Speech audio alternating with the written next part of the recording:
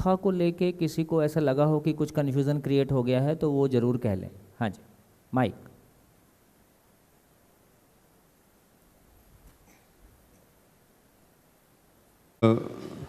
मेरा नाम भरत पटेल और कल की जो उपलब्धि है दिन भर वही दिमाग में घूमता रहा कि ये जीवन परमाणु भारहीन कैसे हुआ, भारहीन कैसे हुआ। उसके आसपास के 60 जो परमाणु अंश थे उसको भी समझ में आया, मगर रात को जब साइक्लोन का एग्जांपल दिया अजय भैया ने तो तुरंत क्लिक हो गया कि वो साइक्लोन से वो लिफ्ट हो जाता है, मतलब वो भार मुक्त हो जाता है। तो वो एक दिमाग में एक कल की एक बड़ी उपलब्धि रही। और दूसरी एक उपलब्धि ये रही कि जो भी प्रगटनशील है, कुछ भी हम जो बोलते हैं कि कुछ प्रगटनशीलता है वो पूर्णता की ओर प्रगटनशील है। जो भी चीज़ है पूर्णता की ओर प्रगटनशील है।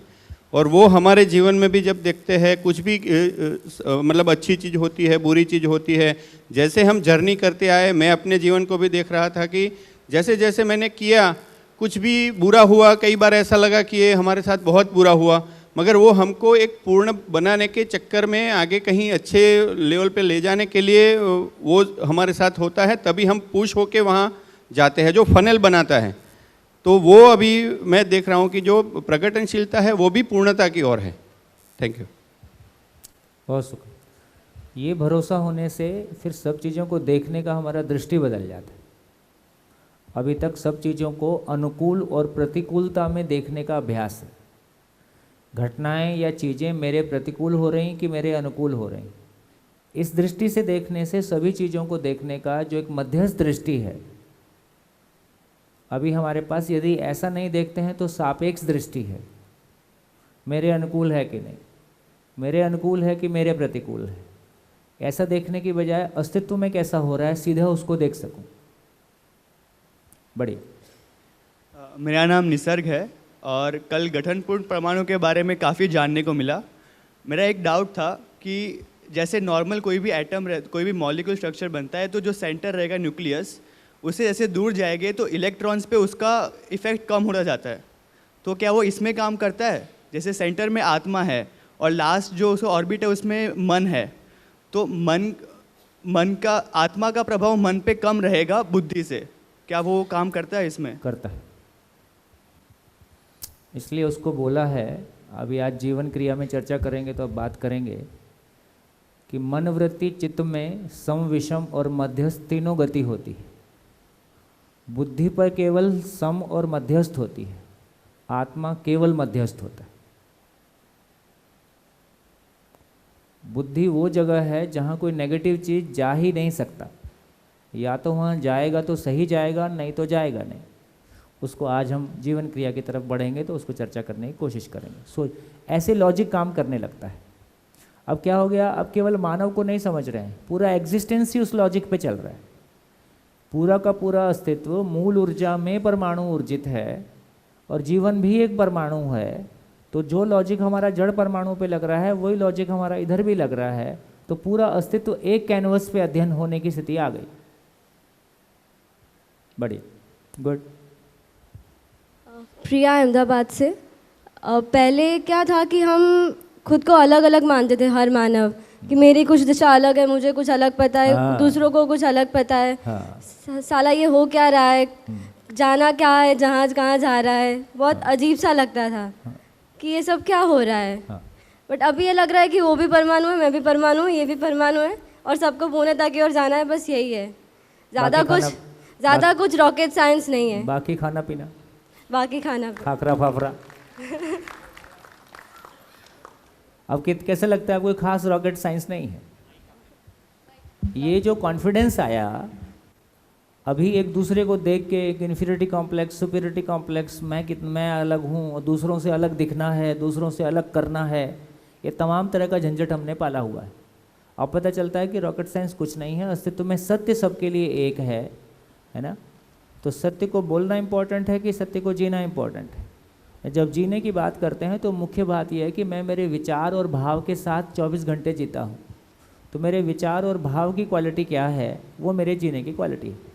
यदि मेरी क्वालिटी बेहतर है तो मैं दूसरों के लिए सहयोगी हूँ, नहीं हूँ तो सूत्र लागू हो गया, ना किसी के आगे जाना है ना किसी के पीछे जाना है, पूर्णता के लिए काम करना है, झंझट खत्म। केतन मेहसाना से। आपकी पीढ़ी में ये जो पीयर प्रेशर है, हमारी में भी था ही, है ही, लेकिन अभी जो छोटे बच्चों तक में ये पीयर प्रेशर आ गया, ये बहुत पूरा ध्यान बाहर की तरफ चला गया। दूसरों को प्रभावित कैसे करना है, सारा ध्यान इस पे लगा हुआ है। मेरे पास कुछ ठोस मटेरियल आ जाए वो काफ़ी कम हो गया। केतन मेहसाना से। मैं क्या हूँ जो क्वेश्चन था, तो मैं जीवन हूँ तो जीवन क्या है, वो गठन पूर्ण परमाणु जो है उसका खुलासा कल मिल गया तो बहुत अच्छा लगा। जो गठन पूर्ण परमाणु है वो मन चित्त वृत्ति बुद्धि आत्मा के साथ है, आत्मा मन चित्त बुद्धि के साथ है। तो ये पशु शरीर ग्रहण करता है तो सिर्फ मन से ही देखता है, बाकी नहीं देखता है। तो ऐसा क्यों होता है, वो कल अजय भैया से बात करने के बाद क्लियर हो गया है। सारी गतियाँ व्यवस्था के रूप में है, ये अब धीरे धीरे समझ में आ रहा है। गतियाँ में तीन अलग देखा तो ध्रुवण गति, वर्तनात्मक गति और कंपनात्मक गति, और उसके साथ सम गति, मध्यम गति, विषम गति। तो ये सारी गतियाँ हैं। और कल्पना, आशा, विचार, इच्छा परमाणु में ये ठीक से ध्यान में रहे, परमाणु में घूर्णन गति, वर्तुलात्मक गति, कंपनात्मक गति। ओके। इकाई में सम विषम मध्यस्थ गति। जब सम विषम मध्यस्थ गति की बात कर रहे हैं तो वो इकाई में है। इकाई का मतलब है पदार्थ अवस्था की इकाइयाँ, प्राणावस्था की इकाइयाँ, जीवावस्था की इकाइयाँ और ज्ञानावस्था की इकाई के रूप में मानव। तो जब इन अवस्थाओं की इकाइयों के बारे बात कर रहे हैं तब सम विषम मध्यस्थ गति बोल रहे हैं। जब घूर्णन गति, स्पिन मोशन और ऑर्बिटल मोशन और वाइब्रेशनल मोशन की बात कर रहे हैं, ये परमाणु में गतियाँ हैं। उसको मूल क्रिया बोला जाता है। मूल क्रिया नहीं बोला, उसको क्रिया बोला है, इसी को क्रिया बोला है। जब क्रिया हम कह रहे हैं तो मूलतः हम जाके परमाणु में ही क्रिया को पहचानते हैं। उसकी चर्चा और विस्तार से। और आशा विचार इच्छा की अस्पष्ट गति कल्पना है और स्पष्ट गति योजना है। तो कल्पना योजना में परिवर्तित हो जाए, बस यही चाहते हैं। बस, बहुत बढ़िया, बहुत बढ़िया। देखिए, मानव व्यवहार दर्शन में ये पूरा खुलेगा।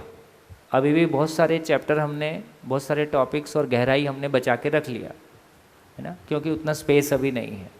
लेकिन ये अच्छी बात है कि आपका परिचय शिविर हुआ, परिचय शिविर के बाद अध्ययन बिंदु शिविर हुआ, क्रमशः सूचना हमारे पास आ रही है और उसको पचाने का समय हमको मिल रहा है। अब जब हम अगली बार मानव व्यवहार दर्शन करेंगे, अब सारी चीज़ें बहुत आराम से खोल सकते हैं, है ना, और वो आपस में ठीक से कनेक्ट भी हो पाएंगी। तो मेरे को लगता है कि अगली बार का जो 8 दिन का स्पेल रहेगा उसमें हमको मानव व्यवहार दर्शन कम से कम 8 दिन के बाद इतनी तैयारी आपकी हो जाएगी कि मानव व्यवहार दर्शन आपके लिए नॉवल की तरह लगने की संभावना आपको दिखना शुरू हो जाए। है नहीं, ये तो मैंने जिम्मेदारी स्वीकार की है, इतनी जिम्मेदारी मैंने स्वीकार की है। 3 स्पेल की जिम्मेदारी मेरी, आगे की जिम्मेदारी आपकी, है ना।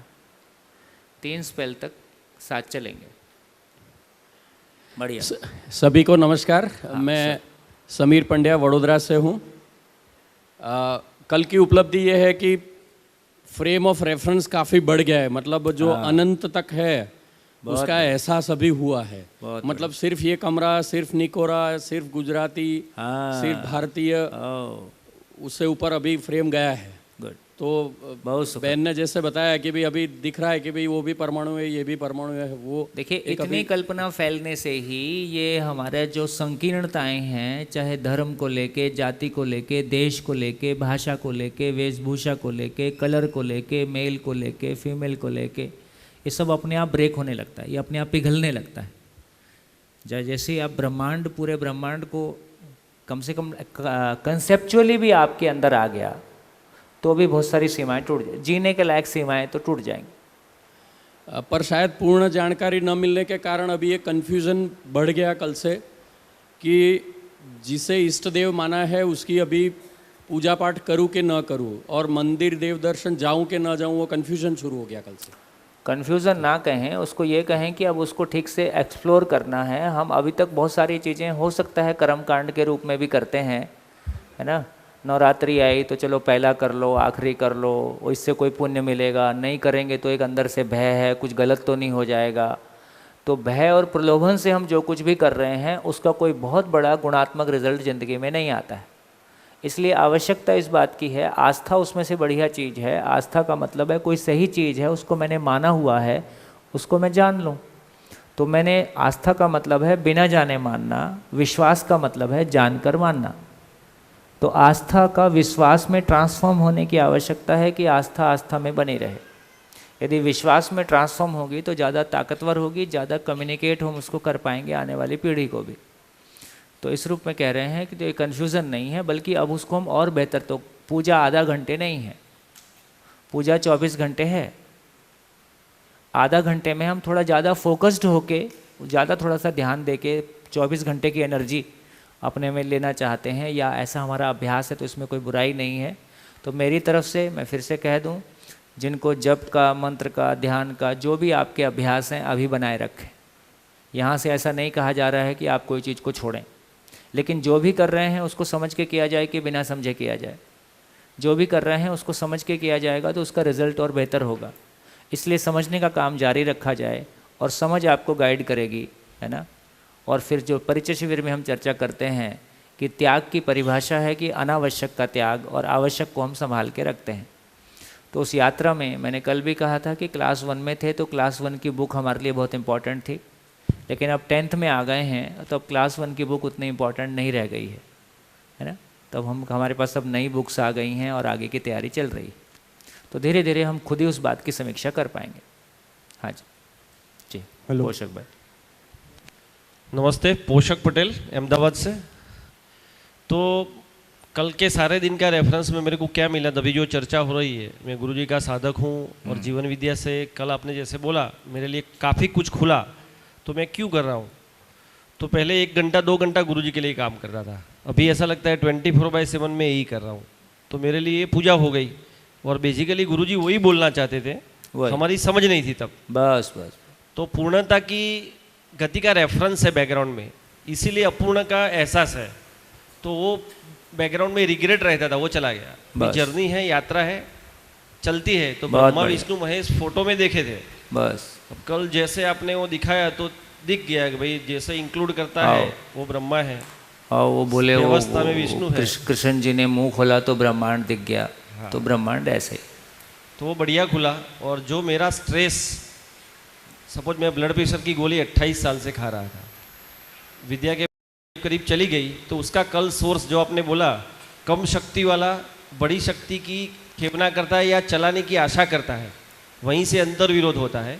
और वो अंतर विरोध मेरा जो स्ट्रेस और ब्लड प्रेशर का सोर्स था, कल मैं बिल्कुल कनेक्ट हो गया और फ्लैट हो गया। बहुत शुक्र, धन्यवाद।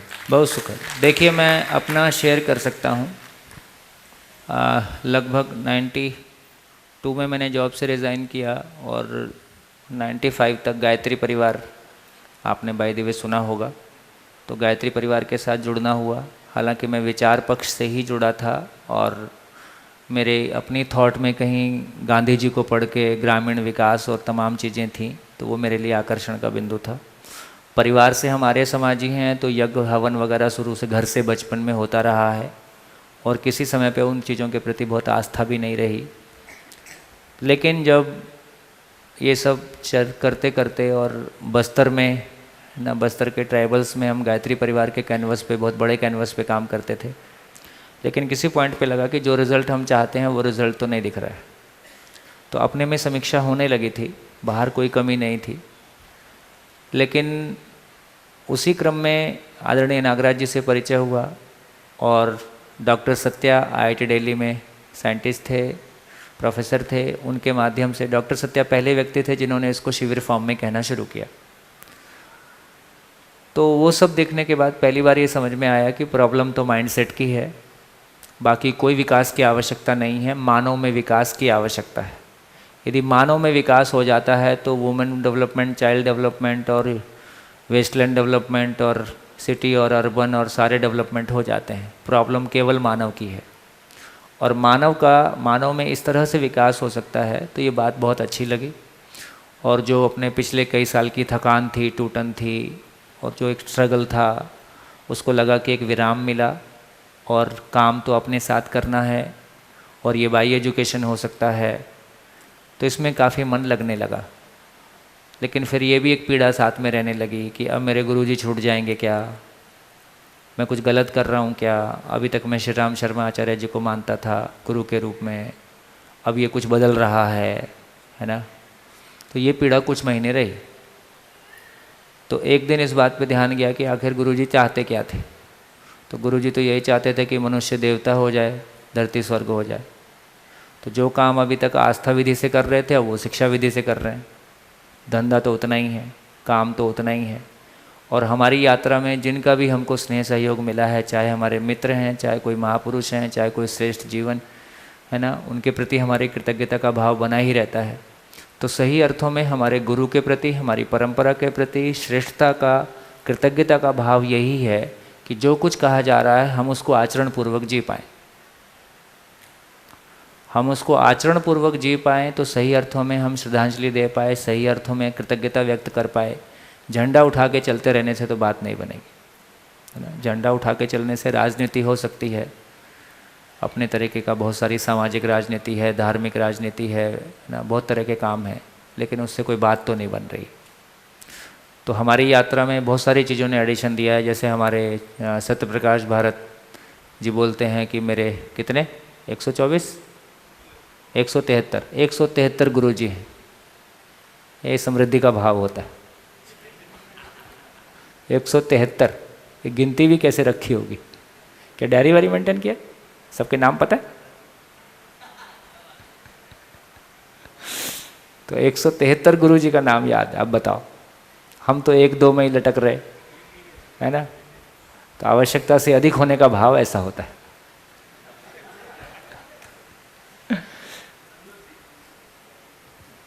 बढ़िया।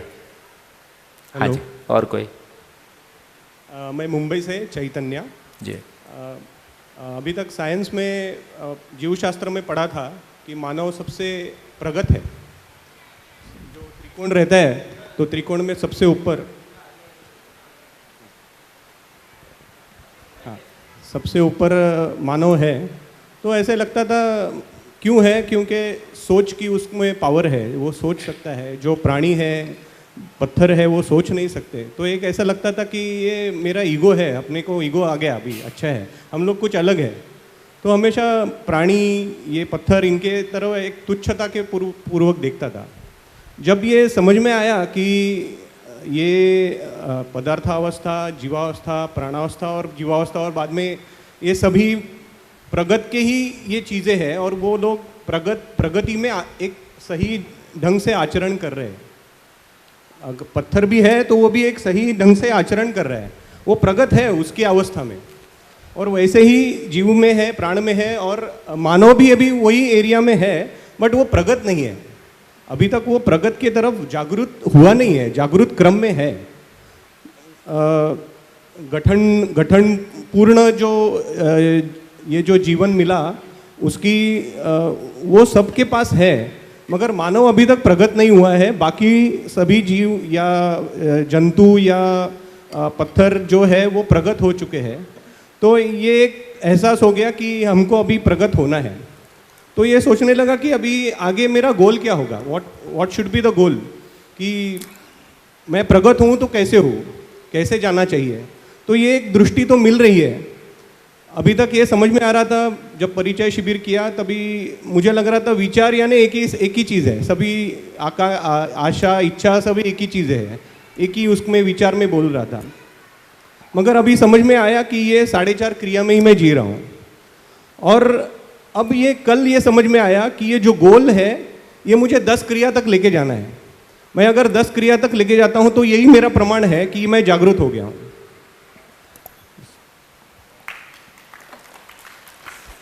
देखिए, 10 क्रिया जब होगा तब होगा, लेकिन आगे बढ़ने का प्रमाण ये है कि आपने कितनों को आगे बढ़ाया है। क्योंकि सूत्र है कि जो जिसके पास है वह उसको बांटेगा ही, जो जिसके पास है वह उसको बांटेगा ही। आप आगे बढ़े हैं, इसका इतना ही प्रमाण है कि आपने कितने लोगों को आगे बढ़ाया है। यदि आपने लोगों को आगे नहीं बढ़ाया है तो आपके आगे बढ़ने का कोई प्रमाण अभी नहीं है। हो सकता है भविष्य में आएगा, अभी तो नहीं। तो आगे बढ़े हुए का प्रमाण है आगे बढ़ाना। तो इसलिए दूसरों को अपने जैसा बनाने के लिए कामना और प्रयास, ये हमारे आगे बढ़ने का प्रयास है। बढ़िया। नमस्कार सोम भैया। हाँ जी जी, आपके शेयरिंग में आपने जो बताया कि अगर शिक्षित करना है या होना है तो मानव को होना है, बाकी सब जो अवस्था है वो अपने आचरण में श्रेष्ठ ही है और निरंतर है। तो मुझे ये दिखा कि मैं मेरे गांव के लिए और जहाँ मैं रहता हूँ वहाँ मैं एक लीडर बनने की कोशिश कर रहा हूँ कि मैं प्लांटेशन करूँ, जो भी है वो करूँ। मगर अभी आपके शेयरिंग में आई एम क्लियर कि और ज़्यादा लीडर पैदा हो, और जो है ना वो जर्नी में जितने लोग ज़्यादा जुड़े, इतना जो है ना अस्तित्व में संतुलन का जो है हमारा जो मिशन, वो मोर एंड मोर पावरफुल हो जाए। यही क्लियरली आपके शेयरिंग में मुझे ये I am flat at that point. बहुत बढ़िया है ना, थैंक यू सो मच। बहुत बढ़िया। देखिए, विशेष नहीं होना है, दूसरों से अलग नहीं होना है, दूसरों को अपने जैसा बनाना है, दूसरों को साथ लेके चलना है। इसलिए वो जो नेतृत्व शब्द है उसकी बहुत सुंदर मेरा ध्यान गया उस शब्द पे। नेतृत्व का मतलब जो नेत्र सहित है।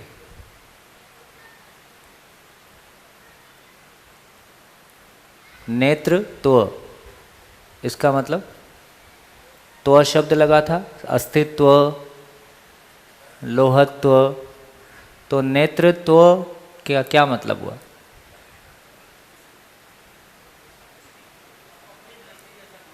हाँ, नेतृत्व का मतलब है कि ऐसी दृष्टि जो व्यवस्था में भागीदार है। ऐसी दृष्टि जो व्यवस्था में भागीदार है। तो ऐसी दृष्टि, तो व्यवस्था में भागीदार का मतलब ही है कि दृष्टि पूर्ण है कि अपूर्ण है। तो पूर्ण दृष्टि ही व्यवस्था में भागीदार है। तो न्याय धर्म सत्य का दृष्टि ही व्यवस्था में भागीदार है। तो नेतृत्व का मतलब है जो न्याय धर्म सत्य की दृष्टि के साथ है, और इस अर्थ में दूसरे भी न्याय धर्म सत्य की दृष्टि के साथ हो जाएं, उनके लिए सहयोगी है। ये नेतृत्व करने का मतलब है। तो सभी को नेतृत्व करना है कि कोई एक दो लोग करेंगे? सभी को करना है, सभी करना चाहेंगे, और सभी को होने की आवश्यकता ही है। तो एक घर में एक आदमी के समझदार होने से होगा कि सभी को समझदार होना होगा? सभी को समझदार होना होगा। फिर ये जो बोझा है अपने सर से, जो बात आपने कही, हम लोग इस बोझे के तले इतना दबे हैं क्योंकि कहीं ना कहीं समाज की अव्यवस्था से पीड़ित हुए, है ना। मतलब मेरा तो कुल इतना चाहना था कि मैं अपने पत्नी बच्चे के साथ ईमानदारी से जीऊँ, मेरे को चोरी ना करना पड़े, झूठ ना बोलना पड़े। मैं तो बस इतना सा चाहता था।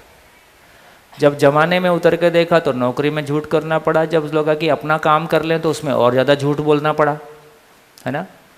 तो इस संसार में यदि हमने ऐसी व्यवस्थाएं ही नहीं बनाई हैं जिसमें बिना झूठ बोले चोरी किए कोई व्यापार होता हो, बता दो। आप सारे व्यापारी यहाँ बैठे हो, कोई व्यापार ऐसा नहीं है जिसमें झूठ ना बोला जाता हो, चोरी ना की जाती हो।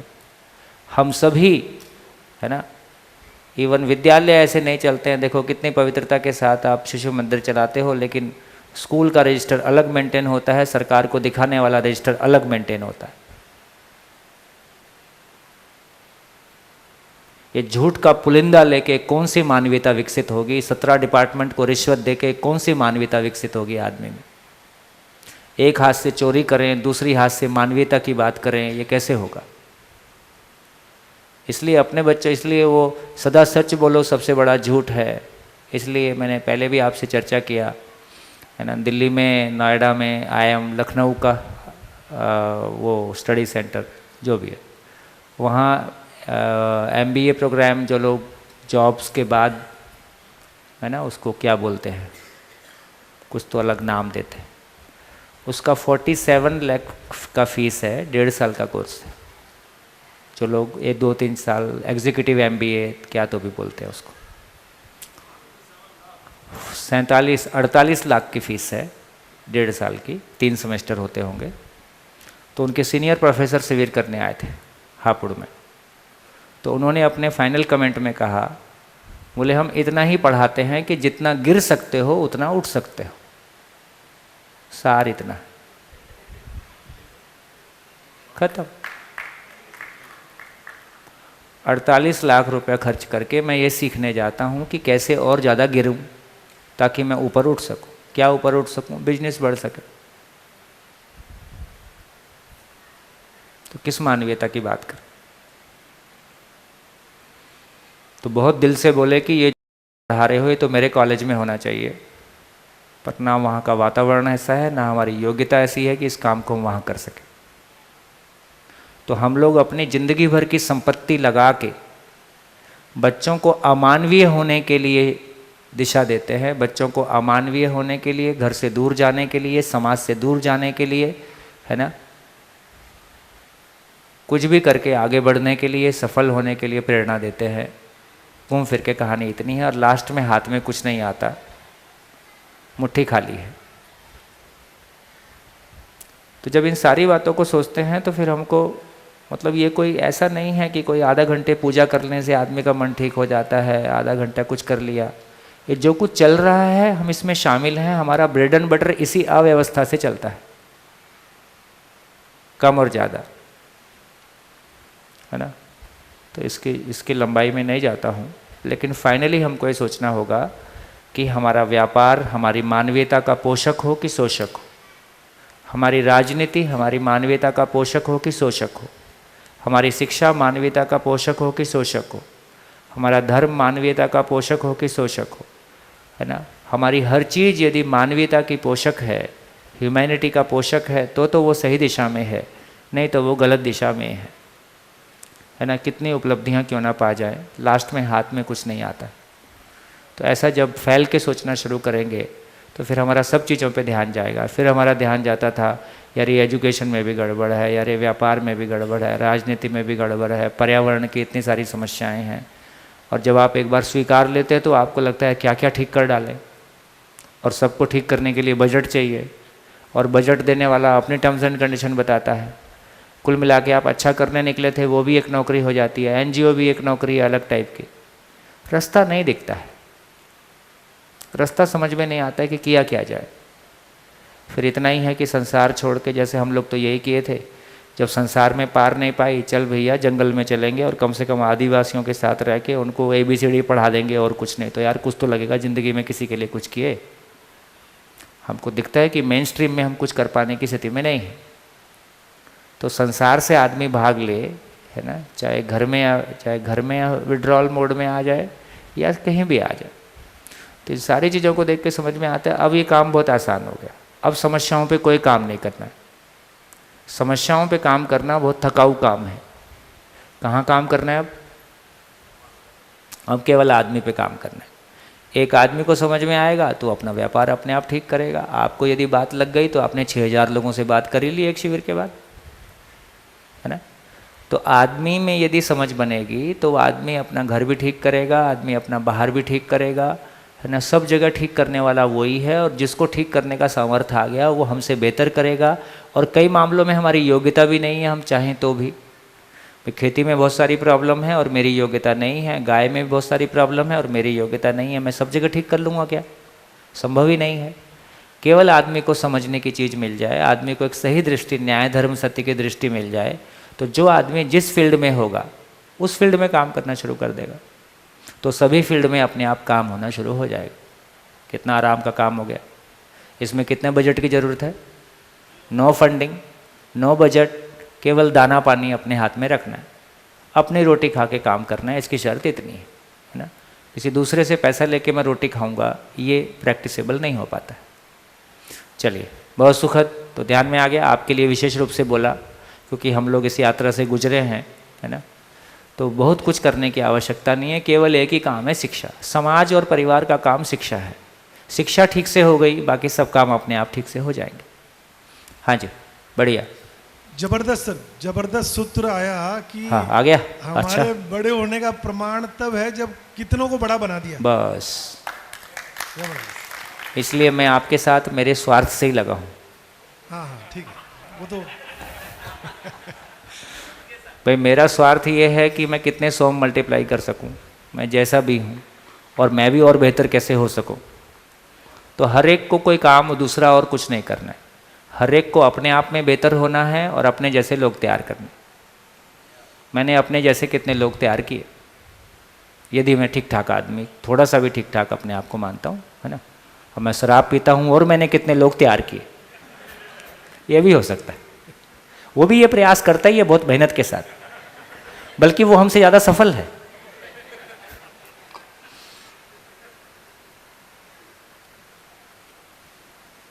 कंफ्यूजन दूर करने के लिए सवाल तो कोई रिडिकुलस होता नहीं, पूछा ही जाना चाहिए ना। है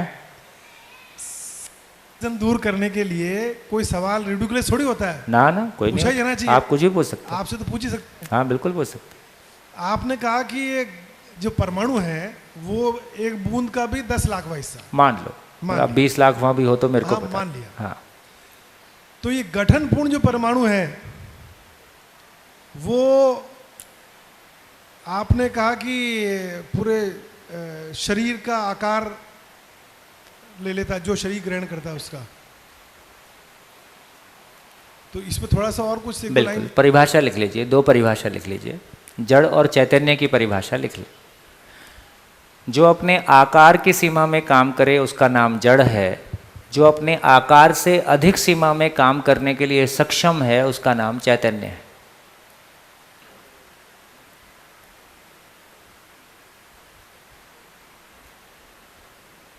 जैसे मेरे को बोर्ड पे पेन से लिखना है तो यहीं से लिख दूंगा कि पेन को बोर्ड तक ले जाना होगा, पेन को बोर्ड तक ले जाना होगा, तो ये अपने आकार की सीमा में काम करता है ना। लेकिन जीवन रूप में, जीवन एक सूक्ष्म अति सूक्ष्म परमाणुविक स्वरूप में एक चैतन्य इकाई जिस शरीर को चलाता है उस शरीर की कोशिकाओं के बीच के स्पेस से, बीच के खालीपन से हॉरिजेंटली वर्टिकली 3 डायमेंशनली गुजरता है, और गुजरते हुए उस शरीर के स्वरूप का पुंजाकार उसका नाम दे दिया। तो जीवन जब हाथी का शरीर चलाएगा तो हाथी के साइज़ का पुंजाकार होगा, बिल्ली शरीर चलाएगा तो बिल्ली के साइज़ का पुंजाकार होगा, मानव शरीर चलाएगा, स्त्री शरीर चलाएगा तो स्त्री शरीर जैसा पुंजाकार होगा, पुरुष शरीर चलाएगा पुरुष शरीर जैसा पुंजाकार होगा। और यदि जिंदगी भर चश्मा लगाया है और चश्मे को गहरे से स्वीकार लिया है तो पुंजाकार में चश्मा भी दिखाई देगा। वो जीवन चश्मा पहन के ही घूमता है। और जिसने जैसी साड़ी पहनी है, यदि वैसे कपड़े के साथ भी जीवन तदाकार हो गया है तो वैसा ही दिखता है, ऐसा लोग बताते हैं। ठीक है ना, ठीक है। और आप सबको दिखाई देगा, शरीर छूटेगा तो वो दिखेगा ही, और पहले भी दिख सकता है। हाँ,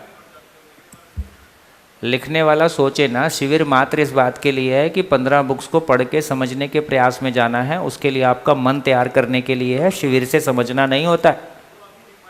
मैंने लिखवाया नहीं, मैंने तो बोला है। आपने लिखने का निर्णय लिया है, मैंने तो बोला है। मानव व्यवहार दर्शन में चैप्टर नंबर 3।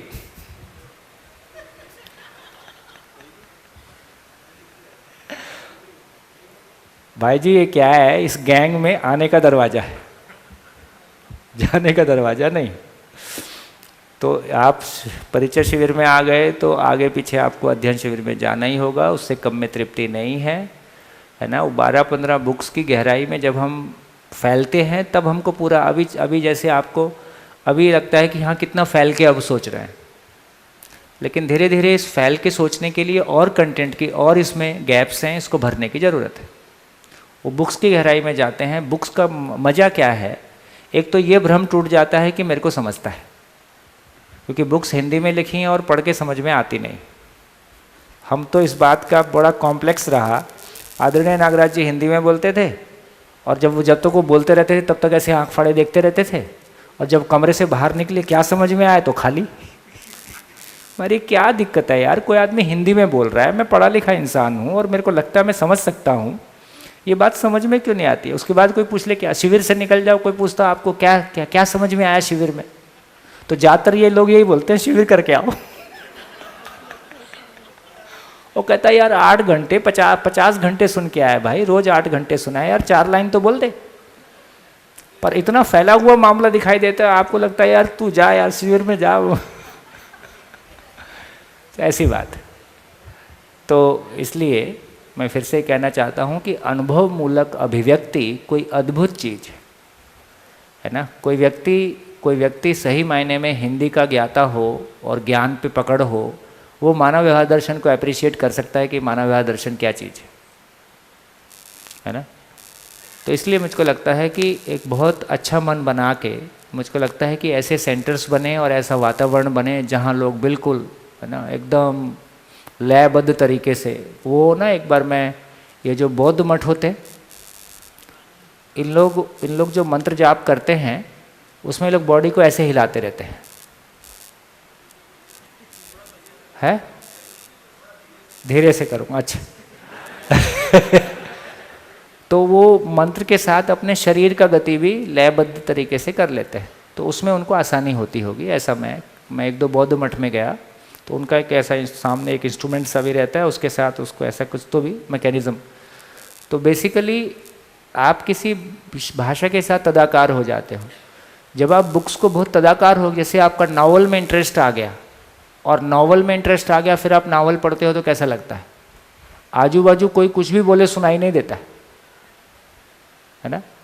तो जब उतना मन तदाकार होने लगे और उस तरह से उसमें अपनी ज़िंदगी हमको देखने लगे तो उसका मज़ा एकदम अलग है। उसी चीज़ को पढ़ने में कोई मज़ा नहीं आएगा, उसी चीज़ को पढ़ने में इतना मज़ा आ सकता है कि आपको ज़िंदगी में सब फीका हो जाए।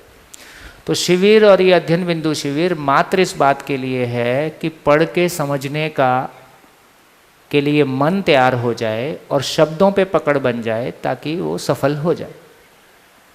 तो शिविर अध्ययन शिविर से समझ में आता है ऐसा नहीं है, समझने लायक कोई बढ़िया चीज़ है जिसको मेरे को समझना है और उसके लिए अपना मन और समय तैयार करना है।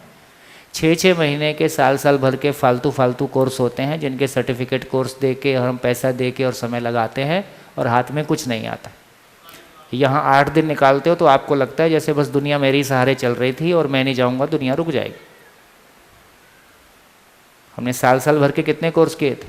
इंजीनियरिंग 4-4 साल की थी, निकल के बाहर कुछ पकड़ में नहीं आया। हुआ क्या था ये? वो वैष्णो देवी के दर्शन है ना, कितने लोग वैष्णो देवी गए? और जब देखने का समय आता है ना तो वहाँ एक फौजी खड़ा रहता है, वो गर्दन पकड़ के बाहर निकाल देता है। बाहर निकल के लगता है कुछ देखा तो हूँ नहीं मैं और दोबारा वो घुसने देता नहीं। ठीक, तो 4-4 साल ऐसे ही किसी ने गर्दन पकड़ के घुसा दिया था और बाहर निकल आए, क्या हाथ में आया कुछ नहीं पता।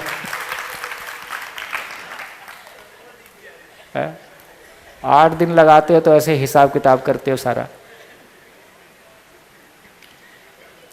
जवानी के वो 4 साल लगाए थे जो बहुत कीमती होते। चलो, हाँ जी, आप बहन बीच में खड़ी हो रही थी। हाँ बोलो बहन।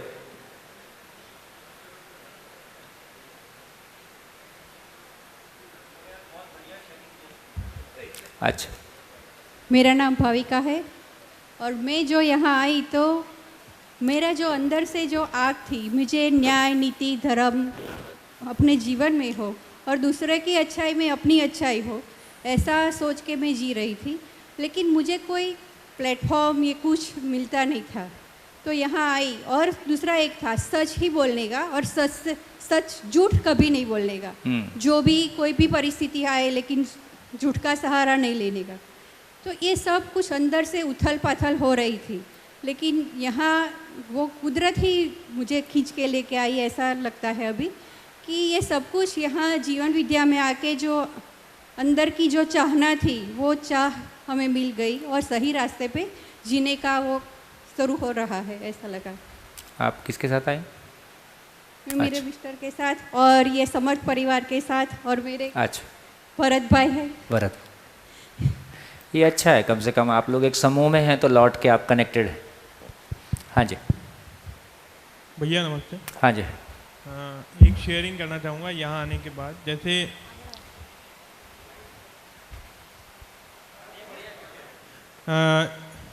जब 10वीं पास हुआ था मैं 2004 में, उसके बाद ऐसा था कि या तो नेचुरल साइंस पढ़नी है या सोशल साइंस पढ़नी है, दोनों पढ़ने का कोई ऑप्शन वहाँ नहीं था। शायद वो साइंस और आर्ट्स दोनों में से एक लेनी थी, तो इच्छा दोनों पढ़ने की थी। फिर सोशल साइंस पढ़ी और काफ़ी साल तक सोशल साइंस पढ़ते हुए भी साइंस पढ़ने की इच्छा थी, पर ज़्यादा कुछ पढ़ नहीं पाए थे 10वीं तक। अभी मैं ज्योग्राफी पढ़ रहा हूँ, पर कहीं ना कहीं जो क्वेश्चन थे कि पृथ्वी घूम क्यों रही है, बिग बैंग का क्यों था, कैसा हुआ, कुछ पता नहीं था। मेरे को लगा साइंस में इसका उत्तर होगा, तो जब वो पढ़ेंगे तो समझ में आएगा। मैंने पढ़ी नहीं, पर वो साइंस में जो बायोलॉजी, केमिस्ट्री और वो जो पढ़ते थे वो सब ऊपर से निकलता था। यहाँ आने के बाद ये लगा कि यहाँ पे सब जुड़ा हुआ है, physics, chemistry, biology, geography, social science, political science सब जुड़ी हुई है। तो एक तो ये काफ़ी अच्छा लग रहा है। एक जब समाज को देखते थे तो ऐसा लगता था कि यहाँ दो चश्मे से देखते थे कि कुछ लोग अच्छे हैं, कुछ लोग बुरे हैं, ये सही है, ये गलत है। भक्ति में भी सगुण भक्ति, निर्गुण भक्ति, अलग अलग चश्मे से देखते थे। यहाँ के लग रहा है कि अच्छा बुरा और सही गलत कुछ नहीं होता है, समझ का अपना अपना स्तर है।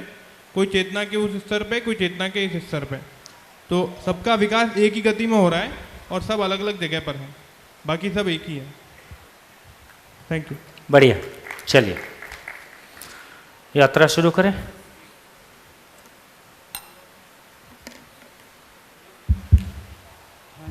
हाँ, गठन पूर्ण परमाणु कहाँ बनते हैं? अस्तित्व में। सब जगह, कोई भी जगह? उसकी जगह को तय करने का और उस बारे में कोई निर्णय लेने का हमारा आपका स्थिति नहीं बनता है। ये कहा गया कि शरीर किसी धरती की भौगोलिक स्थिति में बनते हैं। ये जितने शरीर यहाँ दिख रहे हैं ये इसी धरती पे बने हैं, इसी धरती में मिल जाएंगे। लेकिन गठनशील परमाणु की जब बात, गठनपूर्ण परमाणु की बात करते हैं तो वो किसी धरती विशेष की सीमा में बंधा हुआ मामला नहीं है, वो एग्जिस्टेंशियल है। वो एग्जिस्टेंस में कहाँ बने, कैसे बने, कब बने, इसका ये काल से मुक्त है। तो आप कोई ऐसा प्रश्न पूछ रहे हो जो काल से मुक्त है और उसको तय करने का, उसकी हमारी आवश्यकता भी नहीं है। उपलब्ध है कैसे बना, क्योंकि ये घटना भी क्रिया, जब कहते हैं कि क्रिया की अवधि काल, तो इसमें कोई काल भी नहीं है, तो इसलिए इसको घटना को देख पाना भी संभव नहीं है ना। हाँ, ये समझ में आ गया कि गठनशील परमाणु है, 2 अंश वाला है, 3 अंश वाला है, 60 अंश वाला है ना, 80 अंश वाला है, 120 अंश वाला है। बीच में एक परमाणु ये भी दिखाई दिया जो अपने आप में इन सब से अलग है और एक तृप्त है ना, जिसमें कि एक खुशहाली व्यक्त हो रही है, जिसमें कि सोचने विचारने की क्षमता है, जिसमें सुख की चाहत है ना। अब ये कहाँ बना, किस प्लेनेट पे बना और कब बना, इसकी डेट और टाइम और समय की आवश्यकता हमारी नहीं। लेकिन सब कुछ व्यवस्थित है। हाँ, तो सपोज माइक, हाँ, ये वृक्ष है, वृक्ष है, तो वृक्ष जमीन में ही बनता है, हाँ, हवा में नहीं बनता है। चूँकि वृक्ष जो है, किसी वृक्ष एक भौतिक रासायनिक रियलिटी हो गई, तो भौतिक रासायनिक रियलिटी किसी धरती की भौगोलिक सीमा में हो गई। लेकिन जब हम गठन पूर्ण परमाणु की बात कर रहे हैं तो गठन पूर्ण परमाणु का मतलब है कि वो पूरे ब्रह्मांड में कहीं भी आ जा सकते हैं, उनके आने जाने की व्यवस्था है। यदि वो कहीं भी आ जा सकते हैं तो कौन सी धरती के, हमको क्या मालूम। लॉजिक समझ रहे हो? हाँ। तो ब्रह्मांड में कहीं भी जीवन परमाणु हैं, उनके कहीं भी आने जाने की व्यवस्था संभव है। इसलिए ये गठनपूर्ण परमाणु जो मैं और आप हैं, ये इसी धरती पे बने, ऐसा भी हो सकता है। अब राजकोट में बने कि गांधीनगर में बने, अब ये कैसा बोल रहे, ये कैसा बोलोगे? लेकिन सब कुछ व्यवस्थित है, ये बात ठीक है। गठनपूर्ण परमाणु भी कोई व्यवस्थितता के नियम में बने हुए, व्यवस्था के नियम में है, इसमें कोई दिक्कत नहीं। अभी जो एयर मॉलिक्यूल राजकोट में है वो राजकोट में रहता है कि कहीं और भी जाता है? वो जो पानी बूंद समुद्र में है वो आकाश में पूरे देश में घूम के वापस समुद्र में आ जाता है। तो ये समझ में आता है कि व्यवस्था का स्वरूप है। तो व्यवस्था का स्वरूप है, ये आप पहचान सकते हो। कौन सी बूंद अभी राजकोट में है और कौन सी बूंद हिमालय पे बरस गई, अब ये हिसाब किताब कैसे निकालोगे? इसकी आवश्यकता भी है क्या? तो रेत के कण धरती पे गिनने हैं कितने हैं, ये गिनने की आवश्यकता है क्या? ये तो उसको तो किन्हीं चीज़ों के बारे में ये समझ में आता है कि हमको मैथमेटिक्स की आवश्यकता नहीं है, समझने की आवश्यकता है। तो हम कहाँ से आए वो अभी क्लियर नहीं है। हाँ, ये क्लियर है कि मैं गठनपूर्ण परमाणु हूँ और गठनशील परमाणु विकासपूर्वक गठनपूर्ण होता है। अब ये राजकोट वाला परमाणु गठनपूर्ण हुआ है कि गांधीनगर वाला हुआ है, इसकी आवश्यकता है क्या? जैसे हम प्रश्न पूछते आप कौन हो, कहाँ से आए हो, बता तो दिया। मैं गठनपूर्ण परमाणु हूँ, मैं गठनपूर्ण परमाणु के स्वरूप में पुंजाकार में शरीर को चलाता हूँ, मैं अक्षय बल शक्ति के साथ हूँ, निरंतर सुख चाहता हूँ, समाधान से सुखी होता हूँ, अभी इस मानव शरीर को चलाता हूँ। ये 51 साल का घोड़ा है। लेकिन कहाँ से आए वो? कहाँ से आए हैं? कहीं ना आता हूँ ना जाता हूँ, कभी सशरीर होता हूँ, कभी बिना शरीर के होता हूँ। आपके कंधे पे 4 जीवन बैठे हों, आपको क्या दिक्कत है? बढ़िया सुन रहे हैं। हाँ,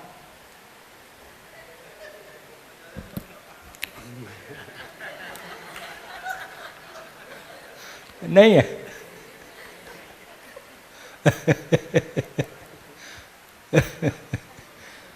आज और बोलो।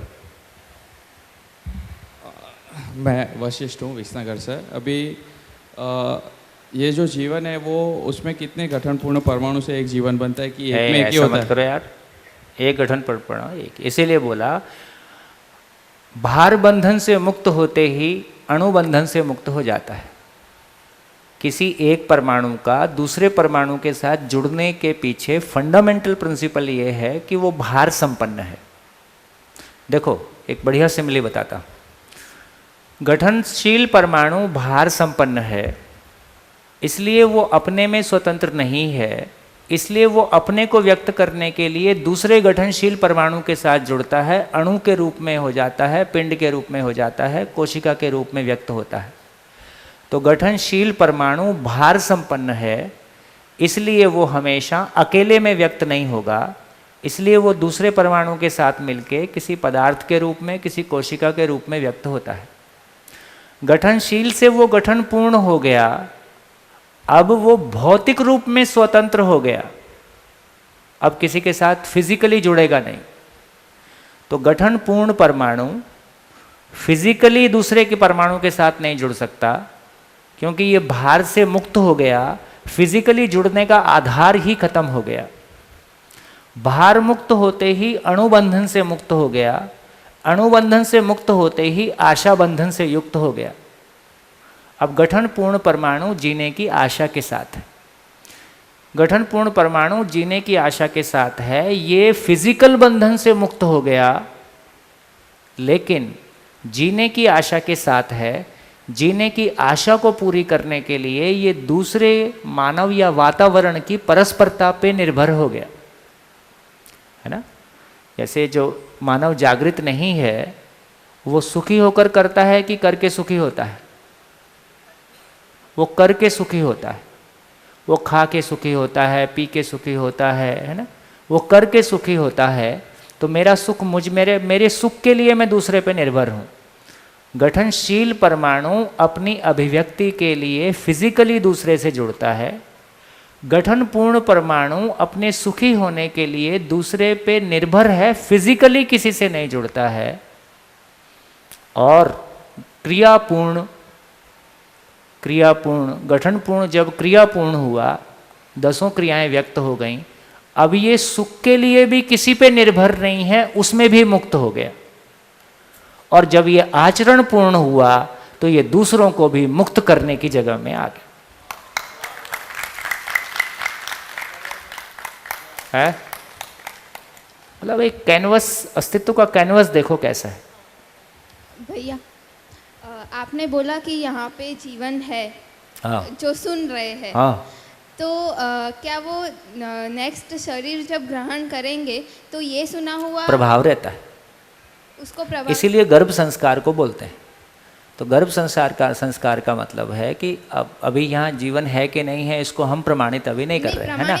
लेकिन है को मना भी नहीं कर सकते, एक बात हो गया। लेकिन गर्भ में जीवन है इसका तो प्रमाण है। तो गर्भ में जब जीवन उपलब्ध है उस समय माँ का सोचना, उसका भाव और विचार की स्थिति, उसके खान पान की सारी अनुकूलताएं उस बच्चे के ऊपर डायरेक्टली प्रभाव डालती है, जिससे कि आगे उसकी जो रुझान है, उसकी जो प्रवृत्ति है वो उसको मदद देती है। इसलिए गर्भकाल के दौरान अध्ययन करना, शिविर करना, अध्ययन करना, ऐसे वातावरण में बैठे रहना, आप कुछ ध्यान मत दो, बैठे भर रहो, उससे बच्चे के ऊपर बहुत सबसे पावरफुल तरीका है ये गर्भ संस्कार। ये जो इतने लोगों का भाव किसी एक समय में किसी सही दिशा की ओर बना रहता है, उसका प्रभाव भी हमारे मन पे और बच्चे के ऊपर पड़ जाता है। तो गर्भ संस्कार का मुझको लगता है कि इससे पावरफुल तरीका नहीं है कि शिविर और अध्ययन शिविर के वातावरण में आप बैठे रहो।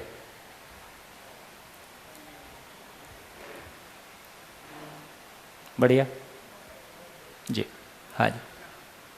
भैया, हमने कल जीवन जागृति और दिव्य मानव का बात किया, तो क्या दो दिव्य मानव का जीवन एक दूसरे से बिना बोले कम्युनिकेट करता है? करता। हाँ, वही सारी बातें पूछते हो जो बिल्कुल एकदम। हाँ जी,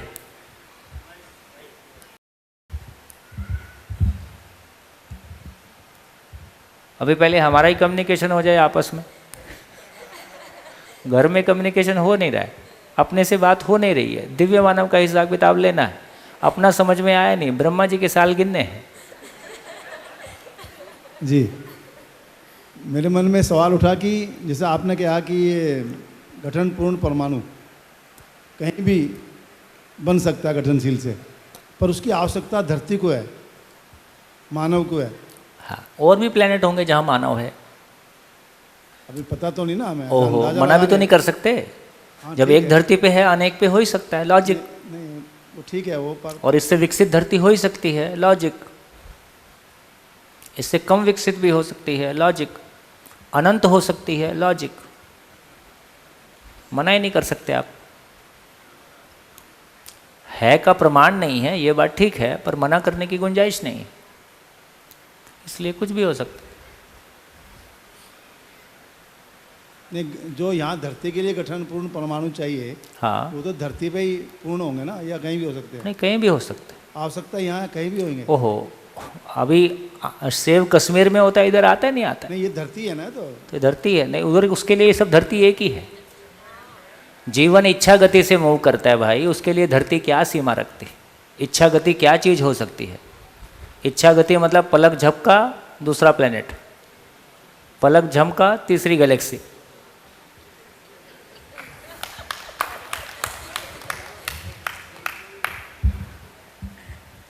तब तो भैया यहाँ भ्रमित अवस्था इतनी क्यों चलती कि है कोई भी जागृत मानव यहाँ आ सकता था पृथ्वी पे? आया है तभी ये सब चर्चा हो रही है। आया तो अभी अपने कई सालों से हम इसके बिना रह रहे थे।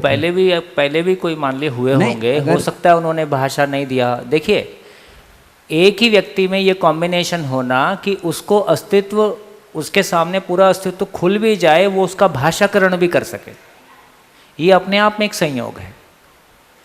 हो सकता है किसी को पहले ये सब अनुभूत हुआ भी होगा, हो सकता है ना, हो सकता है बिल्कुल अंतिम समय में अनुभूत हुआ होगा, आदमी चला गया होगा, क्या मालूम, कितने सारी कॉम्बिनेशन बन सकते हैं।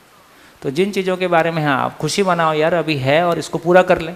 यस, वो सबका हिसाब किताब करना है, अपना नहीं करना है। भैया, आप जैसे गठनपूर्ण परमाणु किसी और परमाणु के साथ कोई क्रिया नहीं करता, तो फिर जीवन ब्रेन से कैसे कनेक्टेड है? क्रिया नहीं करता है, क्रिया का मतलब ब्रेन का अस्तित्व अलग बना ही रहता है, जीवन का अस्तित्व बना ही रहता है, दोनों में सूचनाओं का आदान प्रदान होता है, पहचानना निर्वाह करना होता है, क्रिया नहीं करता है। हाँ, हिमांशु, हाँ, ये एक क्वेश्चन ये था कि जैसे अभी क्वेश्चन उठा था कि जीवन यहाँ पर है और वो सुन भी सकता है, मतलब बिना शरीर के, तो जब सुन सकता है, देख सकता है, तो समझने की प्रक्रिया क्यों नहीं हो सकती है मानव शरीर के साथ? बस इतने ही काम। नहीं तो वो मानव शरीर बिल्कुल उसको ऐसे समझ सकते हैं, जैसे आपको साइकिल सीखना है, मैं आपको कहूँ देखो साइकिल का मतलब होता है साइकिल को सीधे पकड़ के रखो और एक टांग उठा के सीट पे बैठ जाओ और पैडल मार दो, साइकिल चल जाती है। चल जाएगी साइकिल, सुन तो लिया आपने, होता तो इतना ही है। साइकिल चल जाएगी? नहीं चलेगी। कैसे चलेगी? इतना सुनने के बाद जब आप बैठोगे तो आप गिर जाओगे। तो पता चलता है कि अच्छा ये गिरता भी है। तो पहला ध्यान रखना पड़ेगा कि अब ये गिरे नहीं, ठीक। फिर आप कुछ दूर चल के फिर लड़खड़ाते हो, कूद के उतर जाते हो, अच्छा ये थोड़ी दूर तो ऐसे चल जाती है। कोई मोमेंट आता है जब आप उस बैलेंस पॉइंट को पहचान लेते हो कि ये वाला पॉइंट बैलेंस है। तो ये सुनने से होगा कि ये करने से होगा, और ये एक ही मोमेंट में 0 और 1 है कि ये ग्रेजुअल प्रोसेस है। तो सशरीर जब आपको भाषा सिखाई जाती है तो आपको जोर से बोलो बेटा पा, तो ऐसे भी बोल सकते हैं, बोल पा, ऐसा नहीं बोलते, है ना। वो आँख से देखता है इतना बड़ा मुंह फाड़ा, कान से सुनता है अच्छा ये ध्वनि आई, और दोनों को 4 बार सुनता है तो अंदर में जोड़ पाता है, अच्छा ये दोनों एक ही टाइप की चीज़ है। फिर कोशिश करता है तो नहीं होता है, फिर और कोशिश करता है तो नहीं होता है, और फिर एक बार कोशिश करता है तो कुछ हो जाता है। तो पकड़ पाया कि एक बार में हुआ कि कई बार में हुआ, एक बार में हुआ। दूसरे की अक्षमता से प्रभावित ना होना ही योग्यता है। सुन लिया, सूत्र सुन लिया, ये सुन के एकदम से प्रैक्टिस में आ जाता है ना। मानव सुख की निरंतरता चाहता है, इतना सूत्र भी एक दिन में नहीं बैठता है।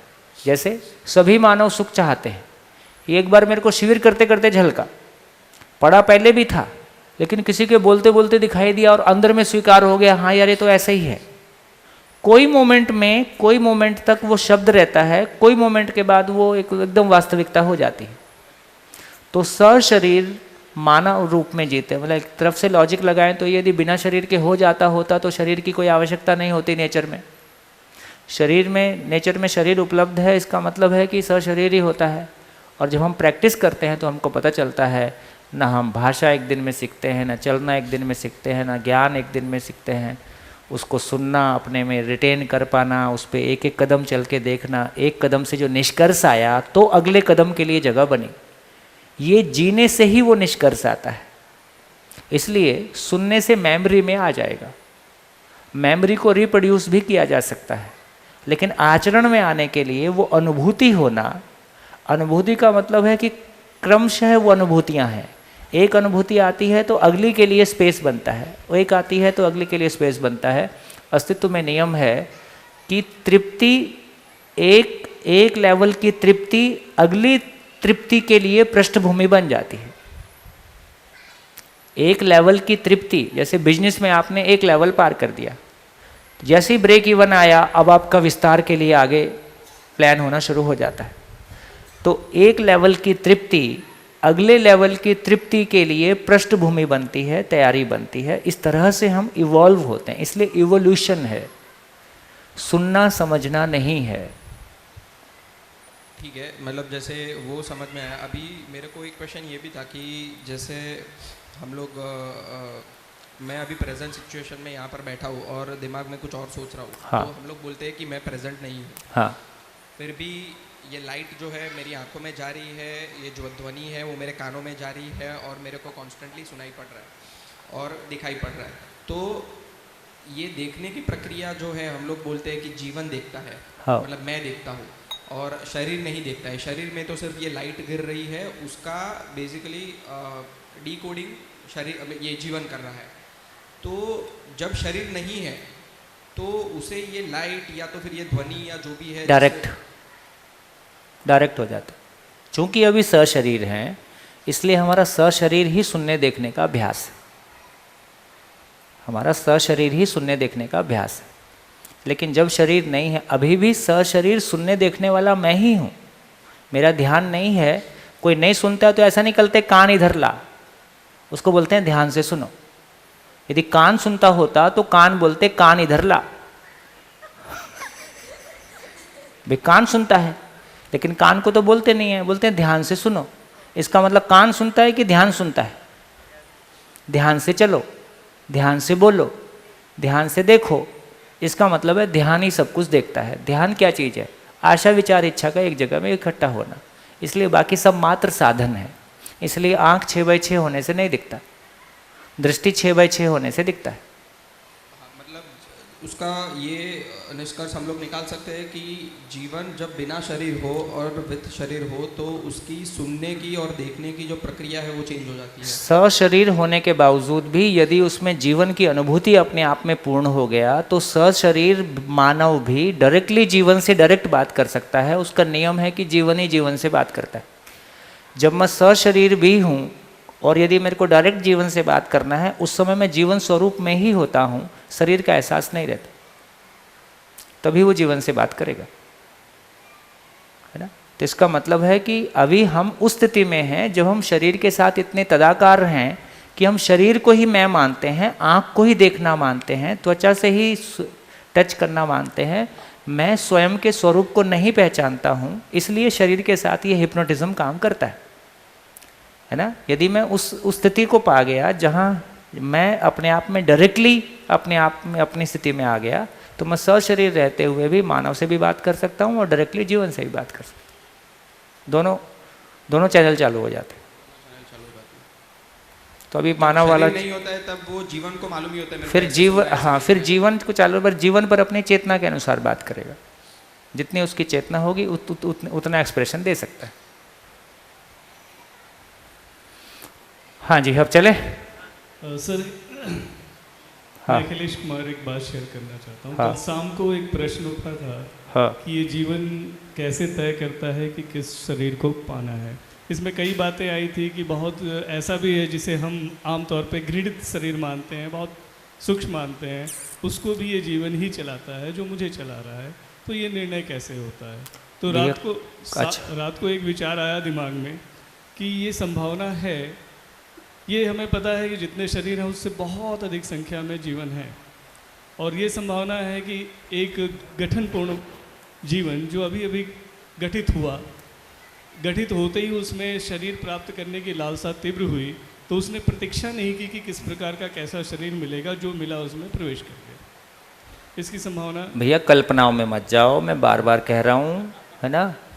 आदमी हो, मानव हो, अपने मानव होने को समझा जाए। सूत्र बता देता हूँ, जीना समझ में आता है तो मरना समझ में आता है, मरना समझ में आता है तो मरने के बाद की स्थितियों की समझ बनती है। अभी जीना समझ में आ जाए तो पता चलता है कि जीने वाला जीवन है, शरीर मरने वाला है। तो जीने वाला जीवन है, ये समझ सशरीर आएगी कि कल्पना से आएगी? तो इसलिए आप सबसे निवेदन इस बात का है कि अपने मानव होने का अध्ययन किया जाए, अपने मानव होने को ठीक से पहले समझा जाए और जी कर थोड़ा सा देखा जाए।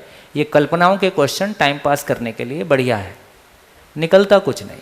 ये प्रश्न आते हैं तो मैंने बताया ना, कल्पना का पेट भर दिया। भ्रमित स्थिति में रहते हुए अनुकूलता प्रतिकूलता के आधार पर शरीर का चयन होता है ना। जागृति के साथ प्रयोजन पूर्वक शरीर का चयन होता है।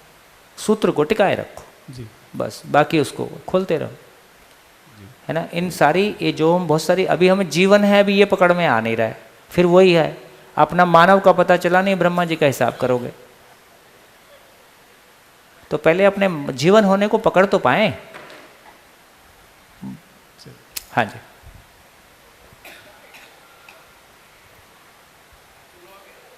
गठनपूर्ण परमाणु है। गठनपूर्ण परमाणु जो है, जैसे शरीर के माता पिता है, तो ऐसे गठनपूर्ण परमाणु मैं जो हूँ, तो मेरा माता पिता कौन, या तो हम सब जो गठनपूर्ण परमाणु है एक ही है।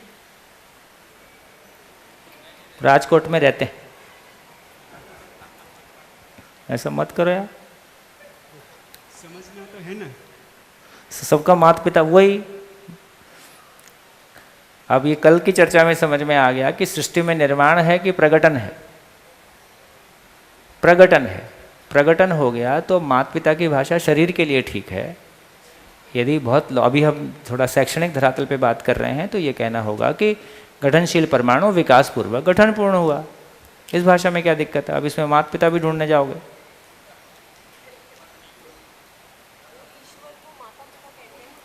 अच्छा, उधर जा रहे हो। चलिए, देखो परम पिता जो बोलते हैं फिर वो उस सेंस में लेना पड़ेगा, है ना। वो हमने सेंस देने की कोशिश की है। आदमी को माता पिता ही समझ में आया है शरीर के धरातल पर, वे इससे जन्म होता है, तो हर चीज़ को उससे कनेक्ट करने की कोशिश की है। लेकिन अब टेक्निकली अब तो आप ज़्यादा साफ साफ समझ सकते हो ना, भाई व्यापक वस्तु है, इकाई है, मूल ऊर्जा में इकाइयाँ ऊर्जित हैं, है ना, और लगातार ये प्रकटन है। तो यदि टेक्निकल साफ सुथरी भाषा देंगे तो ये बनेगी। अब माता पिता में अब पिता परम पिता वो हो गया, तो माता किसको लाओगे? और माता के बिना पिता का अस्तित्व क्या है? ऐसा बहुत सारा हमने नाम दे रखा है। थोड़ा सा और लॉजिकली सोचते हैं तो फिर ऐसा लगता है, फिर भी भाव से कुछ कह ही सकते हैं, वो अलग बात है। हाँ जी, बोलिए बोले, कुछ कह रहे? कुछ कहते हैं कि आप शुरू करेंगे? नहीं नहीं, आप बोले बोले। तो कल क्या परसों से जो चर्चा चल रही है, तो अभी मुझको जो समझ में आ रहा है कि मैं क्या हूँ और संसार क्या है, ये दो बातों पर फोकस हो रही है 3 दिनों से लगभग। तो कल जो शुरू हुआ था कि सृष्टि की उत्पत्ति, इस टॉपिक से मैंने शुरू किया था।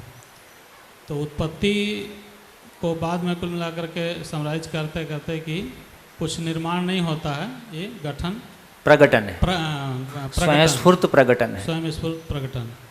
और 1-2 बातों की और थोड़ी सी मैंने अभी परिचय शिविर करने के बाद भी थोड़ी थोड़ी चीज़ें शरीर के साथ तो अभी बनी ही हैं, अभी भी बनी हैं, कोई उसमें नहीं। लेकिन एक जो सुनने में या अपने अनुभव में बार बार ऐसा है कि 84 लाख योनियों में सबसे बेशकीमती या वहाँ से भटकते भटकते आने के बाद से मानव योनि जो है वो मिली हुई है। तो ये कल जो बात मैंने इकाई और स्पेस, तो इकाई में एक इकाई माने एक परमाणु ऐसा है कि जिसमें, और मैंने लॉजिकली वो क्यों ऐसा है, ये कुल मिलाकर के कल समझ में आया कि ये ऐसा 60 जो परमाणु से मिल करके बना। तो ऐसा एक परमाणु इकाई में जो करोड़ों इकाइयाँ हैं, उसमें से एक ऐसी इकाई है जिसमें आशा विचार इच्छा के साथ है वो। एक प्रकार की ऐसी है, पर ये अनंत है। हाँ, अनंत है। तो ये इसके कारण से वो शायद मैंने रिलेट की गई, इस अर्थ में बोली गई कि नहीं बोली गई, लेकिन इसके कारण से है। हाँ। और एक जो ये यहाँ पर मैंने दिव्य वाला, तो कल से मैं थोड़ा सा रिलेट कर रहा था कि जिनको भी हमने भगवान रूप में माना है, तो उनके लिए एक अनिवार्यता है कि उनको जन्म लेना पड़ेगा। किसी ऐसे को हमने नहीं माना भगवान जो हमारे लिए काल्पनिक है, माने शरीर ही और उनके इस सार्वभौम मानवीय आचरण के कारण से वो देव से दिव्य में गए, यानी कि अपना भाग पूरा वो पा गए। तो जो आप कह रहे थे आस्था वाला विषय, आस्था वाला वो और थोड़ा सा वो मैंने गहरा हुआ कि ऐसा उन लोगों ने वो को आचरण के कारण से। तो इसलिए आप कभी कभी बोलते हैं ऐसा कि मैंने अगर पुस्तक के साथ जीवित व्यक्ति अगर नहीं हुआ तो पुस्तक की क्या गति होगी वो। तो ये थोड़ी सी मैंने क्लियर और थोड़ा सा हुआ। और एक और हुआ, हाँ बोलना थोड़ा सा ज़्यादा हो जाएगा, कि हम भी मैंने इस रूप में और आ सकते हैं। और क्या, बिल्कुल हम सभी भगवान होना चाहते हैं। जी जी जी। तो इसके कारण से ये जो 4 चीज़ें हैं, सूत्र हमको आश्वस्त करता है, अस्तित्व स्थिर है, जागृति निश्चित है, बस टाइम की बात मत पूछना। जी जी, कि ये चारों चीज़ें पा करके और हम उधर जा सकते हैं। जी। मैं पारस अहमदाबाद से, इतने सारे सवाल सुन के मेरे को कुछ ख्याल आया कि जो सवाल हमको हो रहे वो साले अस्तित्व ऐसा क्यों है उस पर ही हो रहे।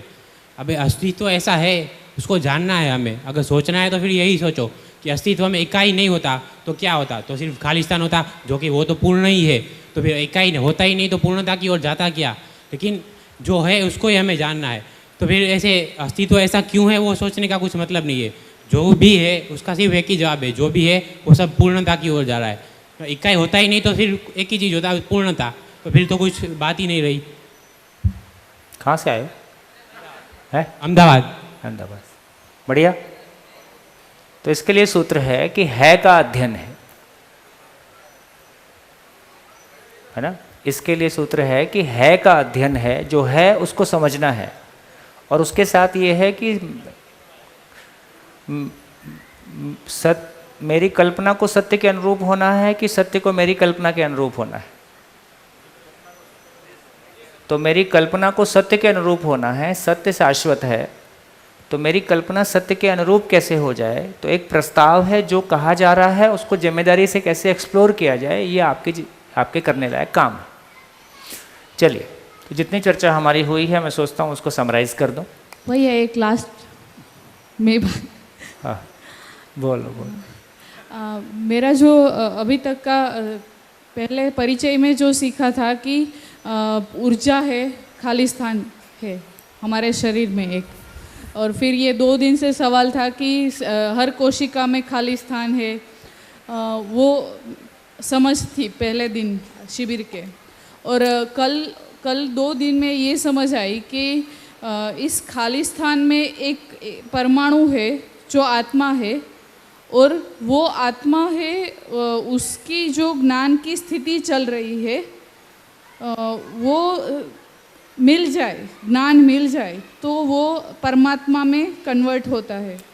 ये देखो, और हाँ, कन्वर्ट होता है मतलब फिर वो आत्मा रहता है कि नहीं रहता है? खत्म हो जाता है। भैया मेरा अभी शब्द मुझे ये पकड़ नहीं आते, और ज्ञान का जो अभी जीवन विद्या का एक अनुभव ऐसा भी है कि आप जो कुछ भी बनते हो, लाइक आपका जो एक्सपीरियंस होता है, अभी क्या बोलूँ मैं, हम ज्ञान समझ में आता है और उसका आचरण आता है तो हमारी भाषा और व्यवहार भी बदल जाते हैं। तो अभी मेरा इतना बदला नहीं है, मैं कोशिश कर रही हूँ। नहीं, वो आपका ना बदले इसमें दिक्कत नहीं है, पर आप गठनपूर्ण परमाणु को बदल दोगे इसमें दिक्कत है।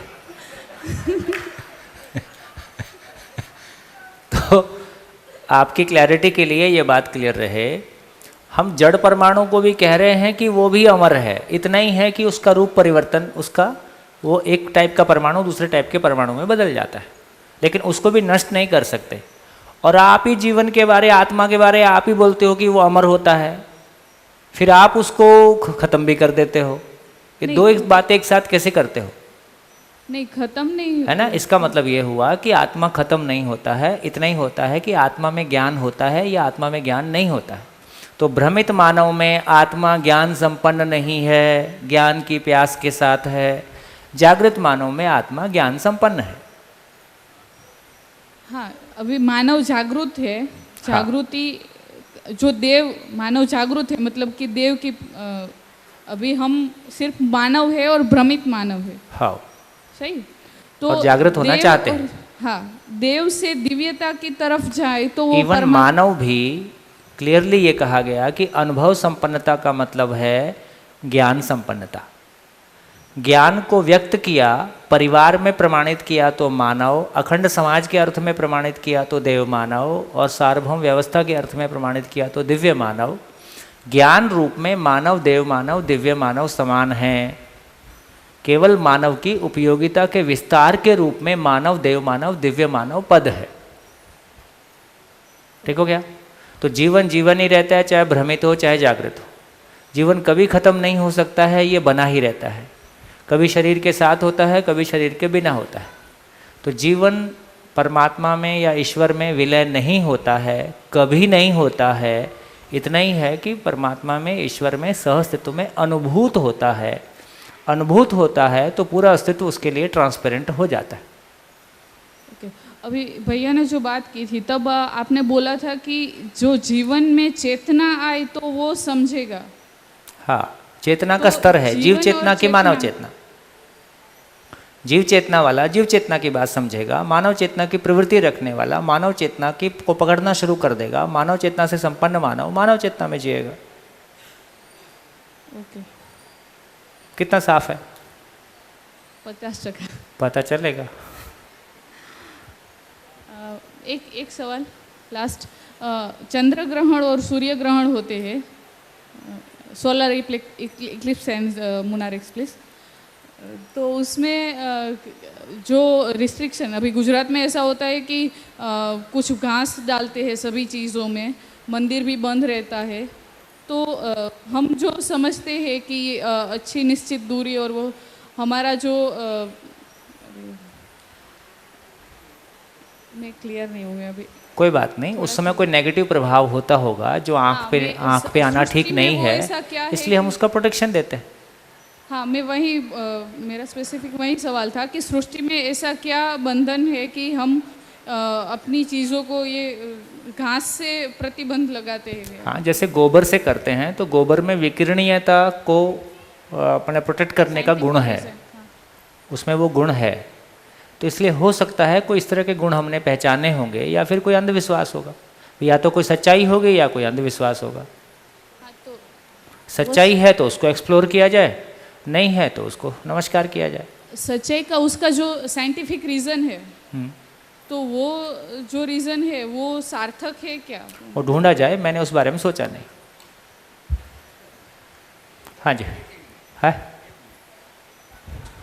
1 मिनट। हाँ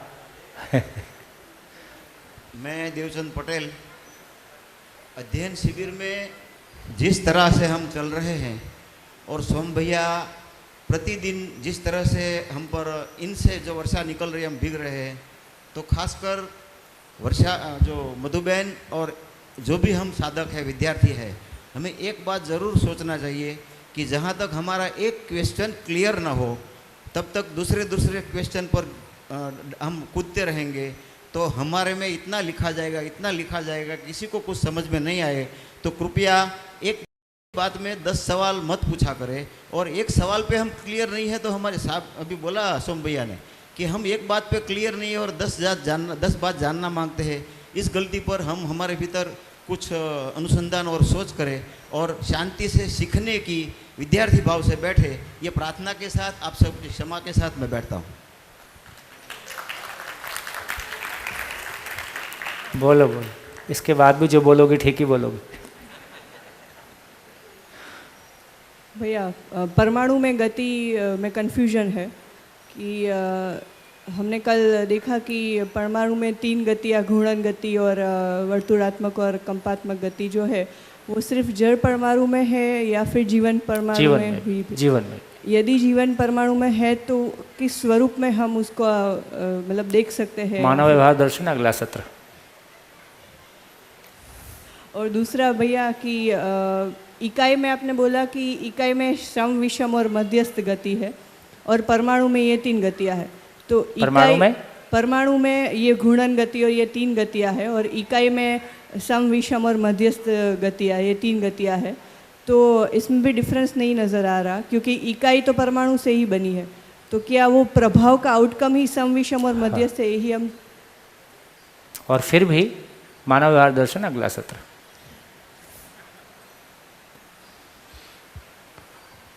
चलिए, कोई बात नहीं। देखिए, ये सब जो जिज्ञासाएं उठना स्वाभाविक है। किसी का आर्टिकुलेशन अपने क्वेश्चन को लेके बहुत फाइन होता है, किसी का आर्टिकुलेशन उतना फाइन नहीं बन पाता है, लेकिन ईमानदारी से उसकी जिज्ञासा को तो स्वीकार किया जाए। पर फिर भी सभा की अपनी सीमा है और सभी अपना समय लगा रहे हैं, तो उसके साथ भी न्याय हो जाए। तो प्रकृति को लेके जितनी हमने चर्चा की, तो मुझको लगता है कि ये समराइज हो जाए इतनी मेहनत के बाद तो ये ज़्यादा बेहतर होगा, फिर हम आगे चलेंगे। तो प्रकृति की बात हम चर्चा करेंगे, तो किसी भी इकाई को देखें तो उसको रूप, गुण, स्वभाव और धर्म के रूप में समझा जाता है। कोई भी रूप गुण, एक भाषा आती है कि रूप, गुण, स्वभाव, धर्म अविभाज्य वर्तमान है, अनडिवाइडेड है। रूप है तो उसके साथ कोई गुण है ही है, इकाई कोई स्वभाव के साथ है ही है ना, इकाई का अपना कोई व्यवस्था का होने का स्वरूप है ही है। तो यदि इकाई को हम इस तरह से पहचानने की कोशिश करें और पदार्थ अवस्था यदि देखें तो पदार्थ अवस्था है, प्राण अवस्था है, जीव अवस्था है और ज्ञान अवस्था है। इस तरह से 4 इकाइयाँ, 4 अवस्थाओं के रूप में सारी इकाइयाँ हैं। यदि रूप को देखें तो सृष्टि में सभी इकाइयों के रूप को पहचानने का तरीका आकार, आयतन और घन है। आकार, आयतन और घन, घन मतलब, घन समझते हैं गुजराती में? घन को क्या बोलते हैं? डेंसिटी। डेंसिटी को क्या बोलते हैं? घनता। घनता बोलते हैं, हाँ घनता। तो किसी चीज को, जैसे इस पेन को देखें, आकार क्या है? सिलेंड्रिकल, ठीक। आयतन क्या है? जितना स्थान घेरता है। डेंसिटी क्या है? यदि यही पेन स्टेनलेस स्टील का होगा तो इसका घन बढ़ गया, यही पेन प्लास्टिक है तो इसका घन कम है।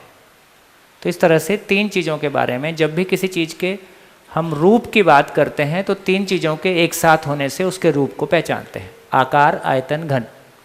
तो पदार्थ अवस्था की इकाइयों का आकार, आयतन, घन अलग है, प्राण अवस्था का अलग है, जीव अवस्था का अलग है, ज्ञान अवस्था का अलग है। इस तरह से चारों अवस्थाओं की सभी इकाइयों के आकार, आयतन, घन को हम पहचान सकते हैं। ये ठीक हो गया। दूसरी तरफ गए, गुण।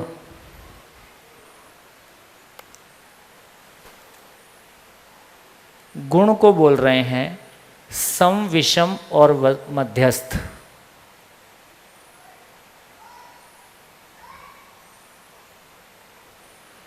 ये तीन तरह की गुण, मतलब देखिए, गुण की परिभाषा है परस्परता में प्रभाव बराबर गुण। गुण की परिभाषा है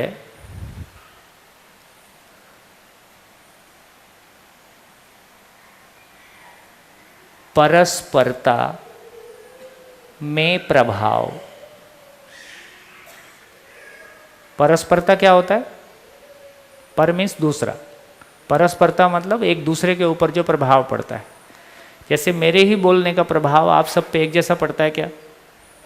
नहीं पड़ता, जबकि सेम बात ही बोलता हूँ, है ना। एक ही दवाई का प्रभाव सबके ऊपर एक जैसा पड़ता है क्या?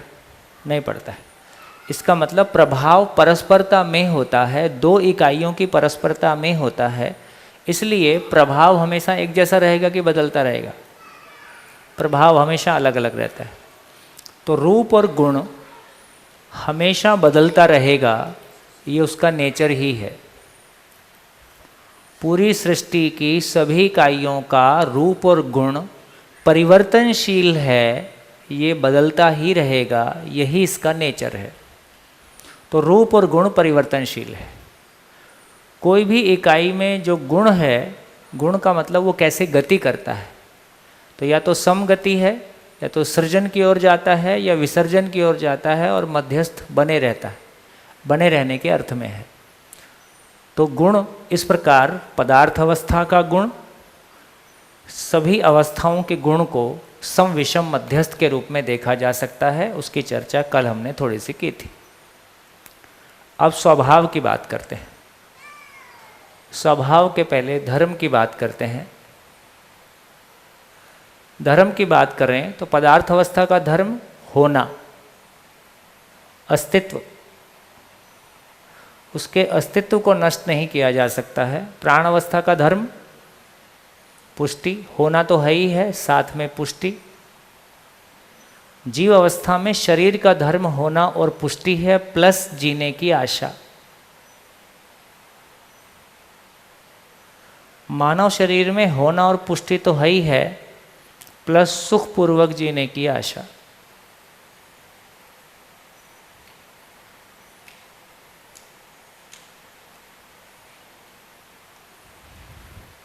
इस तरह से चारों अवस्थाओं के धर्म की बात, सभी लोगों ने परिचय शिविर किया ही है ना, तो धर्म की क्लैरिटी आपके पास है पहले से। फिर भी मैंने, चूँकि ये 4 टेबल नॉर्मली आजकल परिचय शिविर में नहीं बन पाती है, इसलिए मैंने बना दिया। तो धर्म को परिभाषा दिया जिसको जिससे अलग ना किया जा सके, जिसको जिससे अलग ना किया जा सके, वह उसका धर्म है। धर्म बेसिकली किसी इकाई के होने का स्वरूप है, होने का स्वरूप है। पदार्थ के होने का स्वरूप, प्राण अवस्था के होने का स्वरूप, मानव के होने का स्वरूप और जीव अवस्था के होने का स्वरूप। तो इस तरह से वो होने का स्वरूप है। तो पेड़ पौधा है, कोशिका से बनी हुई इकाई है, तो उसमें ग्रोथ होगा ही, पुष्टि होगा ही। पशु शरीर को चलाता हुआ जीवन है तो जीने की आशा के साथ होगा ही, है ना। और मानव है तो सुखपूर्वक जीने की आशा के साथ है ही। तो जब तात्विक रूप में धर्म पहचान में आया तो धर्म अपने आप में, तो मानव का ही धर्म होता है कि सभी इकाइयाँ अपने धर्म सहित हैं, सभी इकाइयाँ अपने धर्म सहित हैं, ये भी समझ में आया।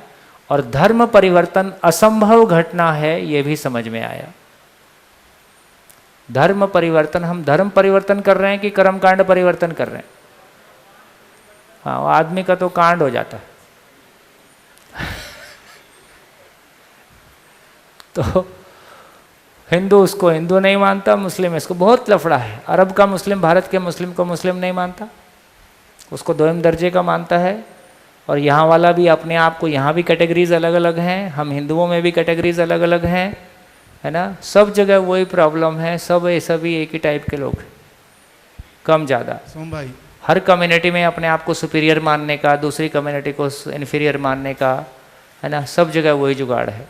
तो इससे ये समझ में आया कि मानव का ही धर्म नहीं है, अस्तित्व में सभी इकाइयाँ अपने धर्म सहित हैं। अस्तित्व में मानव के अलावा सभी इकाइयाँ अपने धर्म सहित प्राकृतिक स्वरूप में है।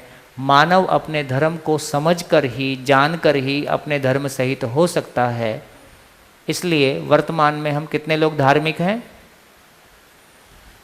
तो धार्मिक आदमी की पहचान क्या हुई? तो धार्मिक आदमी का पहचान हुआ कि जो मानव लक्ष्य के अर्थ में अपने तन मन धन का सदुपयोग करता है। मानव लक्ष्य क्या है? कितने लोगों को याद है मानव लक्ष्य? हाथ उठाओ। कितने लोगों को मानव लक्ष्य याद है? ये देखो, ये देखो, चलो बोलो। मानव लक्ष्य, ये देखो, सुखी होना, ये देखो। ओ, ऐसे ही है, सुनते रहो कथा, कथा सुनते रहो। एक सेकंड पहले देख तो लूँ। चलो मैं बोल देता हूँ, फिर उसके बाद ईमानदारी से हाथ उठाना कितने लोगों का ये नहीं था, है ना। मैं बोल देता हूँ लेकिन ईमानदारी से हाथ उठाना कितने लोगों को ये ध्यान में नहीं था जो मैंने बोला। ठीक, मानव लक्ष्य तो निश्चित है। तो मानव लक्ष्य का मतलब है मानव में समाधान हो जाए, परिवार में समाधान समृद्धि हो जाए, समाज में समाधान समृद्धि और अभय तीनों हो जाए, और चारों अवस्थाओं में समाधान समृद्धि अभय और संतुलन सहअस्तित्व प्रमाणित हो जाए। तो समाधान समृद्धि अभय सहअस्तित्व ये मानव लक्ष्य है। कितने लोगों को पता नहीं था, ये ध्यान में नहीं आया। तो परिचय शिविर 3 बार और देखो ऐसे, मतलब मैं कह रहा हूँ तो सीरियसली ही कह रहा हूँ। इसका ये मतलब नहीं है कि आप हॉल में आके शिविर करो, लेकिन घर पे कम से कम बैठ के, है ना, वीडियो ऑडियो वीडियो जो देखना है करो, लेकिन कम से कम बैठ के नोट्स बनाने होंगे, बैठ के बुक्स खोलने होंगे। विधिवत अध्ययन ही है, ये बात ठीक है कि ये एजुकेशन अभी रूटीन एजुकेशन में रजिस्टर्ड नहीं है, ये ऑफ द मेन स्ट्रीम चल रही है, सामाजिक विधि से चल रही है, पर कंटेंट तो उससे ज़्यादा गहरा है जो एजुकेशन हमने अभी तक पाई है। इसलिए लगाने की आवश्यकता तो है ही है। तो हम सभी लोग धार्मिक हैं या हम धार्मिक होना चाहते हैं? चाहते हैं, हम धार्मिक हैं नहीं, है ना। 99% लोग, 99.9% लोग धार्मिक हैं नहीं, हम धार्मिक होना चाहते हैं। धार्मिक हम तब हो पाएँ जब अपने होने को पहचान पाएँ। तो मानव का अध्ययन होने से हमारा धार्मिक होना हो पाएगा। तो कम से कम हमारी ये क्लैरिटी हुई, नहीं तो बिना ही मतलब हम लड़े जा रहे हैं चिन्ह और प्रतीक पे, है ना।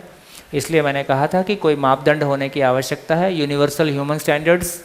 आप हिंदू विधि से आओ कि जैन विधि से आओ कि बौद्ध विधि से आओ, किसी विधि से आओ, कितना मानव हुए ये बताओ। जितना मानव हुए उतने % मार्क्स मिल जाए। कि मानवीयता भी कोई एग्ज़ाम हो, जैसे नीट का होता है, जेई का होता है, ऐसे मानवता को एग्ज़ाम हो बढ़िया वाला, उसमें आपको मार्क्स मिल जाए तो आप बता सकते हो मैं इतने % ह्यूमन बीइंग हूँ। हैप्पीनेस इंडेक्स ऐसा कुछ बन जाए। चलिए, धर्म को लेके बात हो गई। हाँ जी, सत्यप्रकाश जी कुछ कह रहे थे। उत्तर मिल गया? ये देखो, बढ़िया, थैंक यू। स्वभाव की ओर बात कर लेते हैं। यदि मानव के स्वभाव की बात करेंगे तो मानव का स्वभाव धीरता, वीरता, उदारता, दया, कृपा, करुणा। धीरता, वीरता, उदारता, दया, कृपा और करुणा।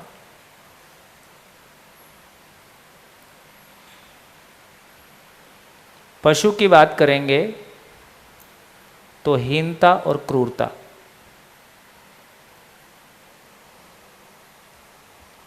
क्या अजय भाई? दीनता, हीनता, क्रूरता। क्रूर, अक्रूर। क्रूर और अक्रूर, हिंसक या अहिंसक।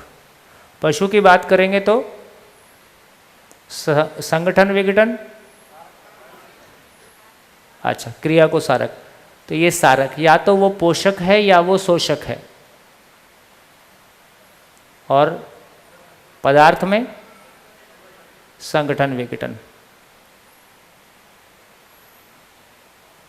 ये टेबल लिखने से इतना ही मामला हो गया कि कम से कम जो हमने अभी तक मेहनत की उसको एक समराइज करके हम एक बोर्ड पे ले आए।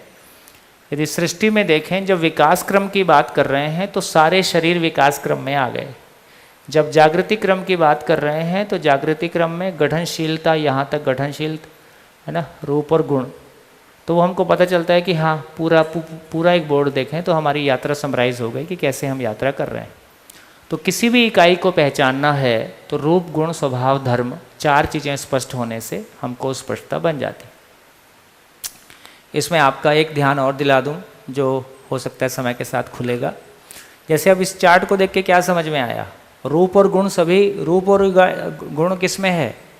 रूप और गुण इकाई के साथ है, और रूप और गुण चारों अवस्थाओं में सबका अलग अलग रहता है ना।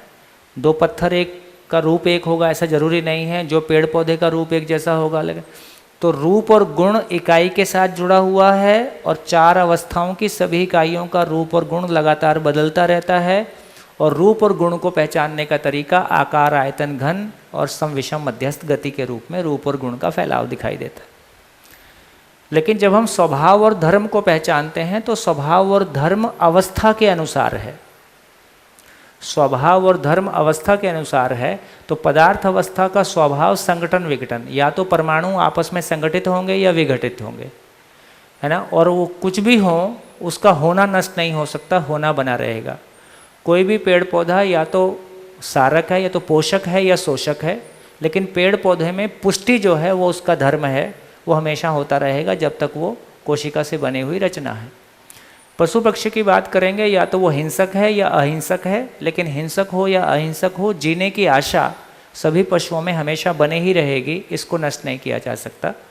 मानव की बात करेंगे तो मानव कितना ही उल्टा पुल्टा करे, स्वीकार उसको धीरता, वीरता, उदारता ही है।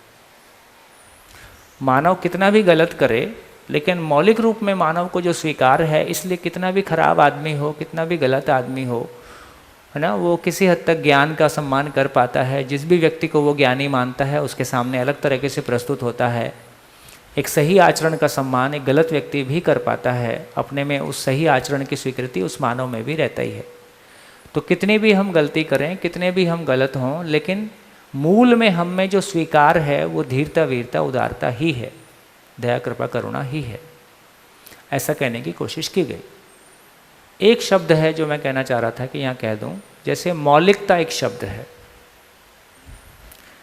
मौलिकता और स्वभाव में क्या अंतर है? मौलिकता और स्वभाव में क्या अंतर है? जैसे अभी हमारी क्लैरिटी बन गई कि स्वभाव अवस्था अनुसार है। पूरी प्राणावस्था का स्वभाव एक, जीवावस्था का स्वभाव एक, ज्ञानावस्था का स्वभाव एक, है ना।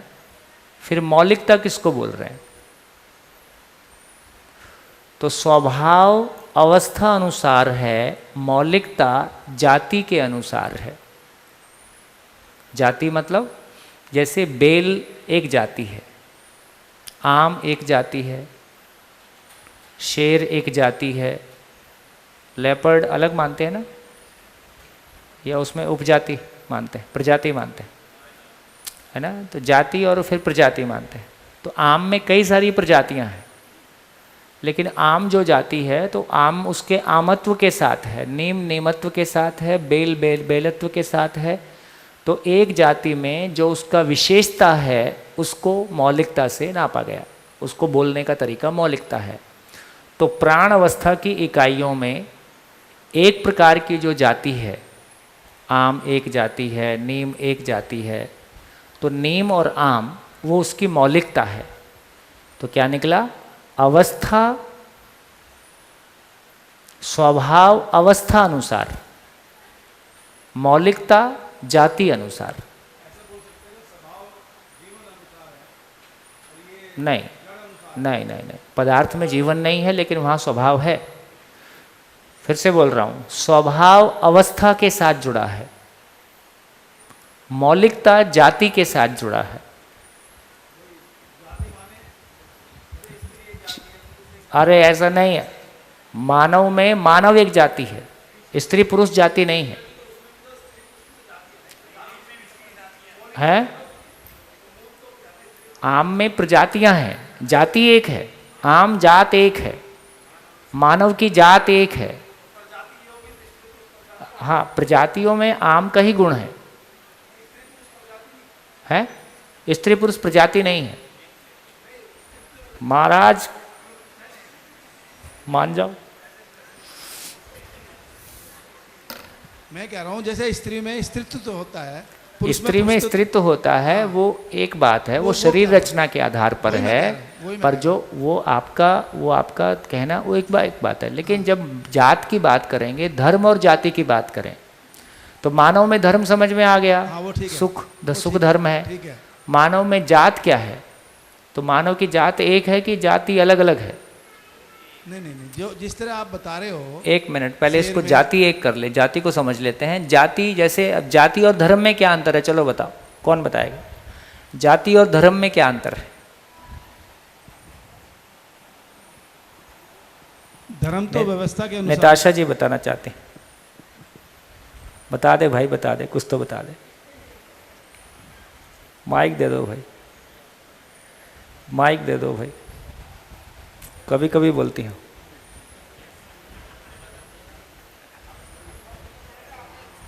है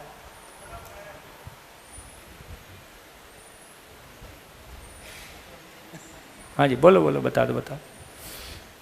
जाति और धर्म अपने आप में काफ़ी कंफ्यूजिंग मामला है, और जाति और धर्म को लेके हमारा सबसे, और बहुत लोग, हमारे सत्यप्रकाश भारत जैसे लोग और ऐसे बहुत बड़ा वर्ग है जो जाति को ख़त्म करने के लिए उन्होंने अपना नाम ही चेंज कर दिया है, सत्यप्रकाश भारत। पर भारत एक जाति है, अमेरिकन एक जाति है।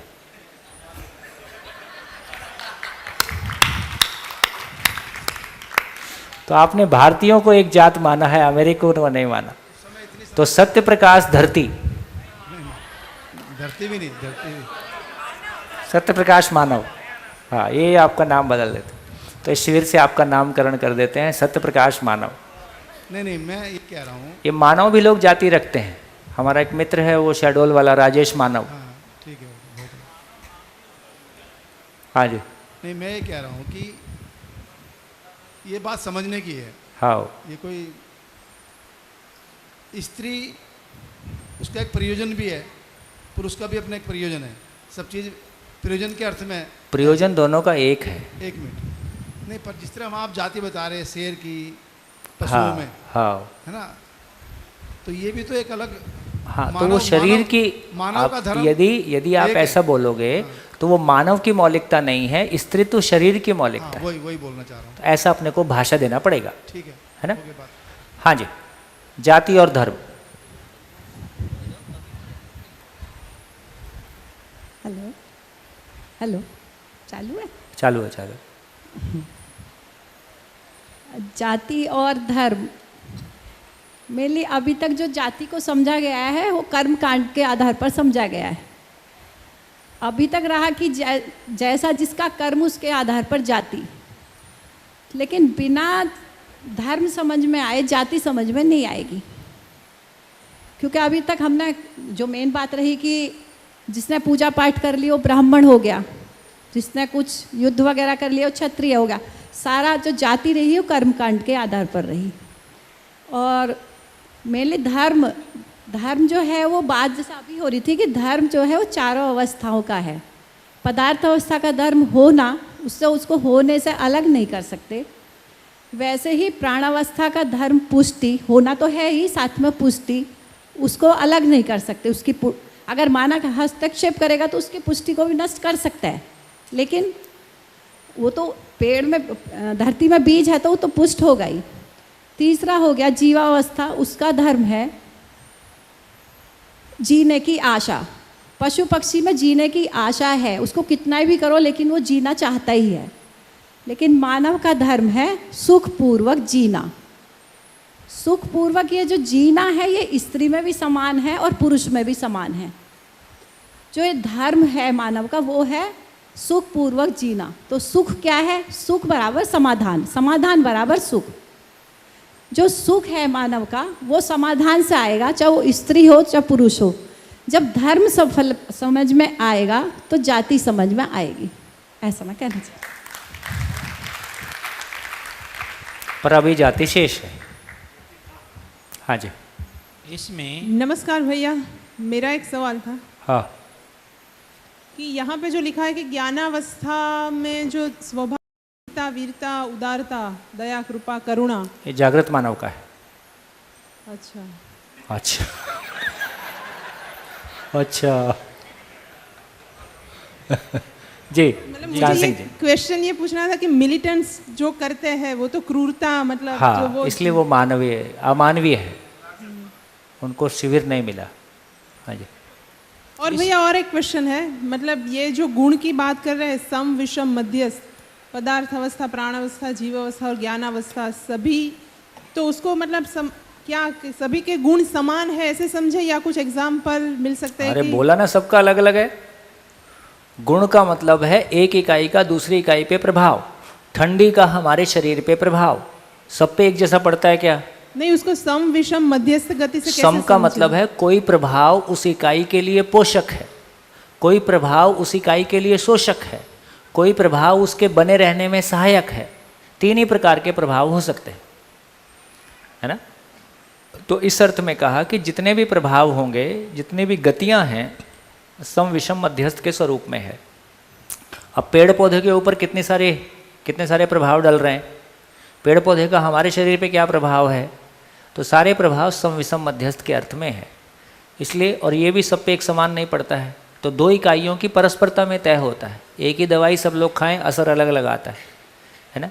तो उस ढंग से हम देखते हैं कि स्वभाव, रूप और गुण परिवर्तनशील है, स्वभाव और धर्म अवस्था अनुसार स्थिर है, स्वभाव और धर्म नहीं बदलता है। ये एक यहाँ समझने लायक बात है कि आदमी के साथ जीने की बात अभी हम स्वभाव धर्म को केंद्र में रख के कर रहे थे कि रूप और गुण को केंद्र में रख के कर रहे थे। अभी तक जिंदा रहने के धरातल पर हम स्वभाव और धर्म के साथ जीते हैं कि रूप और गुण के साथ जीते हैं? समझ नहीं रहे हो? अभी हम रूप और गुण के साथ जीते हैं, रूप के गुण के साथ जीते हैं। तो जब रूप और गुण के साथ में जीते हैं तो रूप और गुण हमेशा परिवर्तनशील है। इसलिए कितना भी अच्छा खाना बनाएं, एक आदमी को पसंद ना आए, ऐसा हो ही सकता है। कितना भी अच्छा रूप हो, किसी को पसंद ना आए, ऐसा हो ही सकता है। और किसी का रूप उसको खुद ही को ना पसंद आए, ऐसा हो ही सकता है। इसलिए हमेशा परिवर्तनशील है, इसमें कोई स्थिरता नहीं है। इसलिए परिचय शिविर में जब हम चर्चा करते हैं कि हम अपनी पहचान को रूप बल धन पद के साथ जोड़ते हैं, रूप और गुण के साथ जोड़ते हैं। पहचान हम स्थायी चाहते हैं, जिन चीज़ों से पहचान चाहते हैं वो अस्थायी है, तो हम परिवर्तनशील चीज़ों से स्थायित्व चाहते हैं। ये हमारी ज़िंदगी भर का स्ट्रगल है। जो चीज़ें स्वयं में शाश्वत हैं, स्थिर हैं, नहीं बदलती हैं, उन चीज़ों के साथ मानव जिएगा। तो मानव परस्परता में स्वभाव और धर्म के साथ जिएगा कि रूप और गुण के साथ जिएगा, है ना। तो यदि मुझ में धीरता वीरता उदारता है, आप में भी धीरता वीरता उदारता है, तो हमारा साथ में जीना होगा। हम दो लोग यदि समझदार हैं, उसके बाद आपकी शक्ल गोरी है कि काली है, अब क्या फ़र्क पड़ता है ना? उसके बाद आप स्त्री हैं कि पुरुष हैं, क्या फ़र्क पड़ता है? तो इसका मतलब है कि जब जीने के लिए समाधान बराबर सुख का धरातल मिल गया, तो शरीर के जो डिफरेंस है ये उसमें विलय हो गए। सॉरी जी, इसमें भैया जो यहाँ पर विरोधाभास पैदा हुआ, वो इस कारण हुआ कि हमने ऐसा बोला कि जैसे आम अलग अलग प्रजाति, नीम, इसमें कैटेगरी कर दी, लेकिन ये वनस्पति जगत एक जाति है, पशु एक जाति है, पक्षी एक जाति है, मानव एक जाति है। उसमें पशुओं में भी तो लिंग भेद है, वनस्पति जगत में भी तो लिंग भेद है, वहाँ नहीं सोचते हम यहाँ। तो मानव और स्त्री, इसलिए लिंग भेद के आधार पे जाति नहीं है। हाँ, तो मानव और स्त्री, पुरुष और स्त्री, ये लिंग भेद है, ये अलग जाति नहीं है। नहीं, जाति एक है, जाति मानव की एक। हाँ, तो इसमें वैरायटी आम की अधिक हो सकती है, तो वैरायटी तो सब में है ना, तो क्या सब अलग अलग जाति थोड़ी हो सकती है? मैं उसको और बता देता हूँ। देखिए, जब जाति की बात कर रहे हैं तो अब ये समझ में आ गया कि धर्म, जब धर्म की बात कर रहे हैं तो किसकी बात कर रहे हैं? जीवन की बात कर रहे हैं कि शरीर की बात कर रहे हैं? जोर से बोलो। जीवन की। जब धर्म की बात कर रहे हैं तो जीवन की मौलिकता व्यक्त होती है, क्योंकि सुखी होना शरीर नहीं चाहता है, जीवन चाहता है। समझने का काम जीवन करता है, शरीर नहीं करता है। तो जब धर्म की बात कर रहे हैं तो जीवन की बात कर रहे हैं। जब जाति की बात करते हैं तो शरीर की बात करते हैं। जैसा आपने कहा कि हम कर्म के आधार पर जाति को देखते आए हैं, सोनी, तेली और क्या, नाई, धोबी, कुमार है, अच्छा, है ना, जो भी है ना। तो एक तो हमारा ये तरीका है। तो बेसिकली हम जाति को शरीर के साथ देखते आए हैं, कर्म के साथ देखते, कर्म भी शरीर से कर रहे हैं, कर्म और शरीर के साथ हमने जाति को जोड़ा है। अब जाति अलग अलग है ऐसा कहें तो जाति को समझने के लिए शरीर के प्रयोजन को समझना होगा। तो शरीर का पर्पस क्या है? घोड़ा क्यों पाला? घोड़ा क्यों पाला? घोड़ा क्यों पाला और किसने पाला? घोड़ा किसने पाला? मैंने पाला, जीवन ने पाला। और क्यों पाला? कहाँ जाने के लिए? दिल्ली जाने के लिए। तो मैं सुखी हो जाऊं, समाधान पूर्वक समझने का काम के लिए शरीर साधन है, समझने के लिए, मेरे समझने के लिए शरीर साधन है, और मैं समझने से सुखी होता हूँ, समझ को प्रमाणित करने से सुखी होता हूँ। तो इसलिए मैंने घोड़ा पाला। तो धरती के सभी शरीर किसी भी देश में, किसी भी काल में, किसी भी जगह में हो, धरती के सभी शरीर समझने के लिए समान रूप से सक्षम साधन हैं। इसलिए सभी मानव जाति रूप में समान है। इसको कैसे बोले? स्त्रियां पहले समझेंगे कि पुरुष, गोरा पहले समझेगा कि काला, अफ्रीकन पहले समझेगा कि अमेरिकन। तो इसमें कोई चीज़ काम नहीं करती। 20 साल वाला पहले समझेगा कि 80 साल वाला। तो इसका मतलब है कि जो ध्यान देगा वो समझेगा। तो इसका अर्थ है कि धरती के सभी शरीर जिस अर्थ में है, देखो यदि हमारा ठीक से सेट हो गया ना, तो शरीर को लेके जो कॉम्प्लेक्स है ये मिट जाएगा।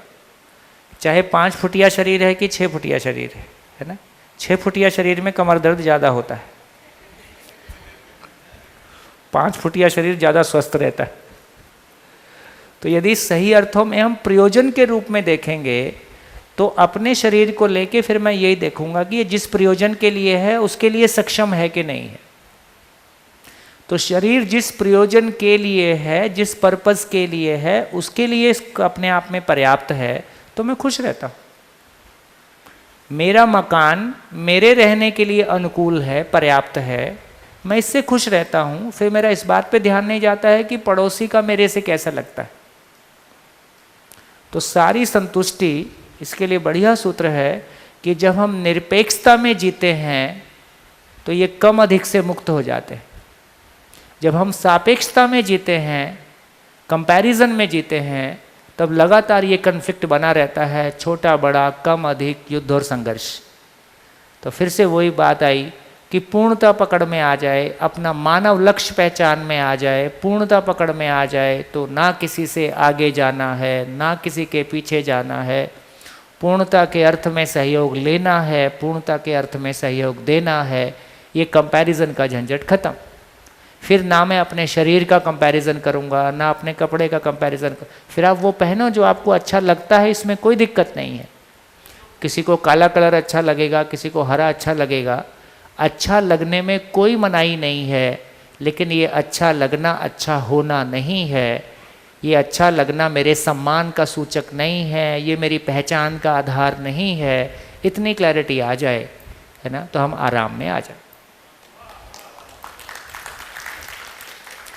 तो मानव जाति एक, मानव धर्म एक, मानव लक्ष्य एक, ईश्वर एक, धरती एक, नियम सबके लिए एक।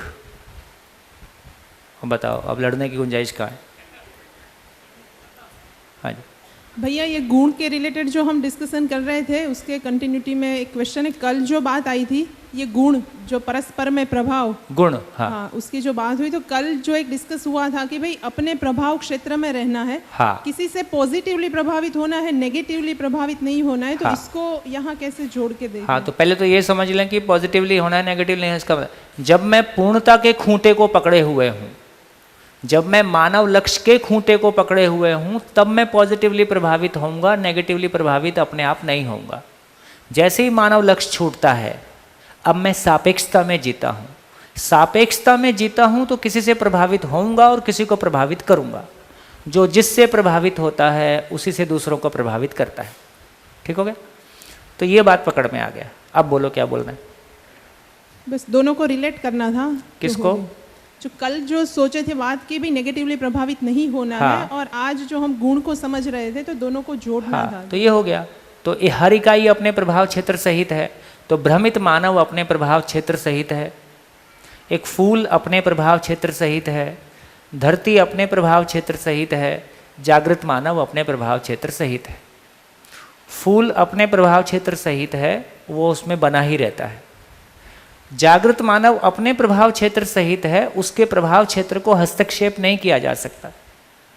लेकिन हम भ्रमित मानव का अपना कोई प्रभाव क्षेत्र नहीं है, हम किसी के भी प्रभाव क्षेत्र में आ जाते हैं और नेगेटिवली प्रभाव क्षेत्र में आ जाते हैं। ये बेघर होने की बात है, ये स्वयं में विश्वास में कमी की बात है।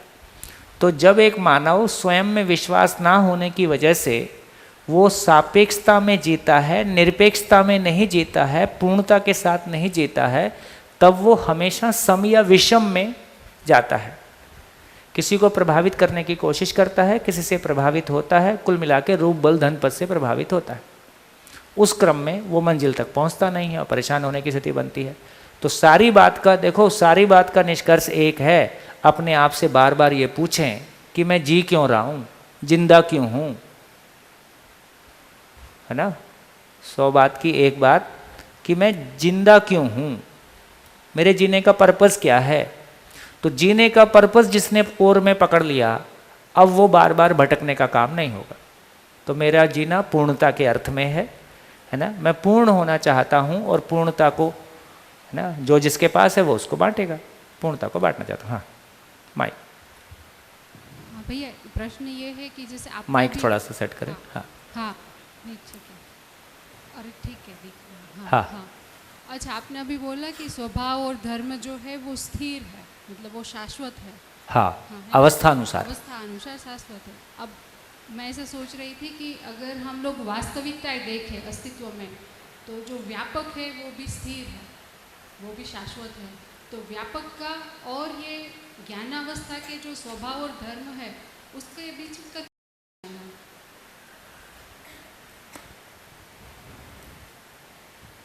पूरी बात ये कह रहे हैं कि रूप गुण स्वभाव धर्म। तो हर रूप किसी गुण स्वभाव और धर्म के साथ है। जब व्यापक वस्तु की बात कर रहे हैं तो वही क्रिया शून्य, तो उसका जो होने का स्वरूप है, होने के स्वरूप में दूसरी कोई सापेक्ष वस्तु शामिल ही नहीं है, वो अपने आप में निरपेक्ष है। निरपेक्ष है तो उसका होने का स्वरूप अब क्या बोलें, फिर उसको क्रिया शून्य ही बोलना पड़ता है। तो उसका कोई स्वभाव नहीं है, स्वभाव तो गति। स्वभाव क्या चीज़ है उसको समझ के रखें। धर्म किसी इकाई के होने का स्वरूप है, स्वभाव उसका दूसरी इकाइयों के साथ जीने का स्वरूप है। दूसरी भाषा में कहें, धर्म स्वयं में स्थिति है, स्वभाव व्यवस्था में गति है। स्वयं में व्यवस्था, व्यवस्था में भागीदारी। धर्म स्वयं में व्यवस्था का स्वरूप है, स्वभाव व्यवस्था में भागीदारी का स्वरूप है। ठीक। व्यापक वस्तु स्वयं में व्यवस्था है, व्यवस्था में भागीदारी के स्वरूप में नहीं है, क्योंकि क्रिया शून्य है। इसके लिए उसके साथ धर्म और स्वभाव की भाषा इस्तेमाल नहीं होती है, इसलिए उसको कह रहे हैं कि क्रिया शून्य है ना, पूर्ण है, स्थिति पूर्ण है। इसलिए उसके होने के स्वरूप को एक नाम दिया, स्थिति पूर्ण है।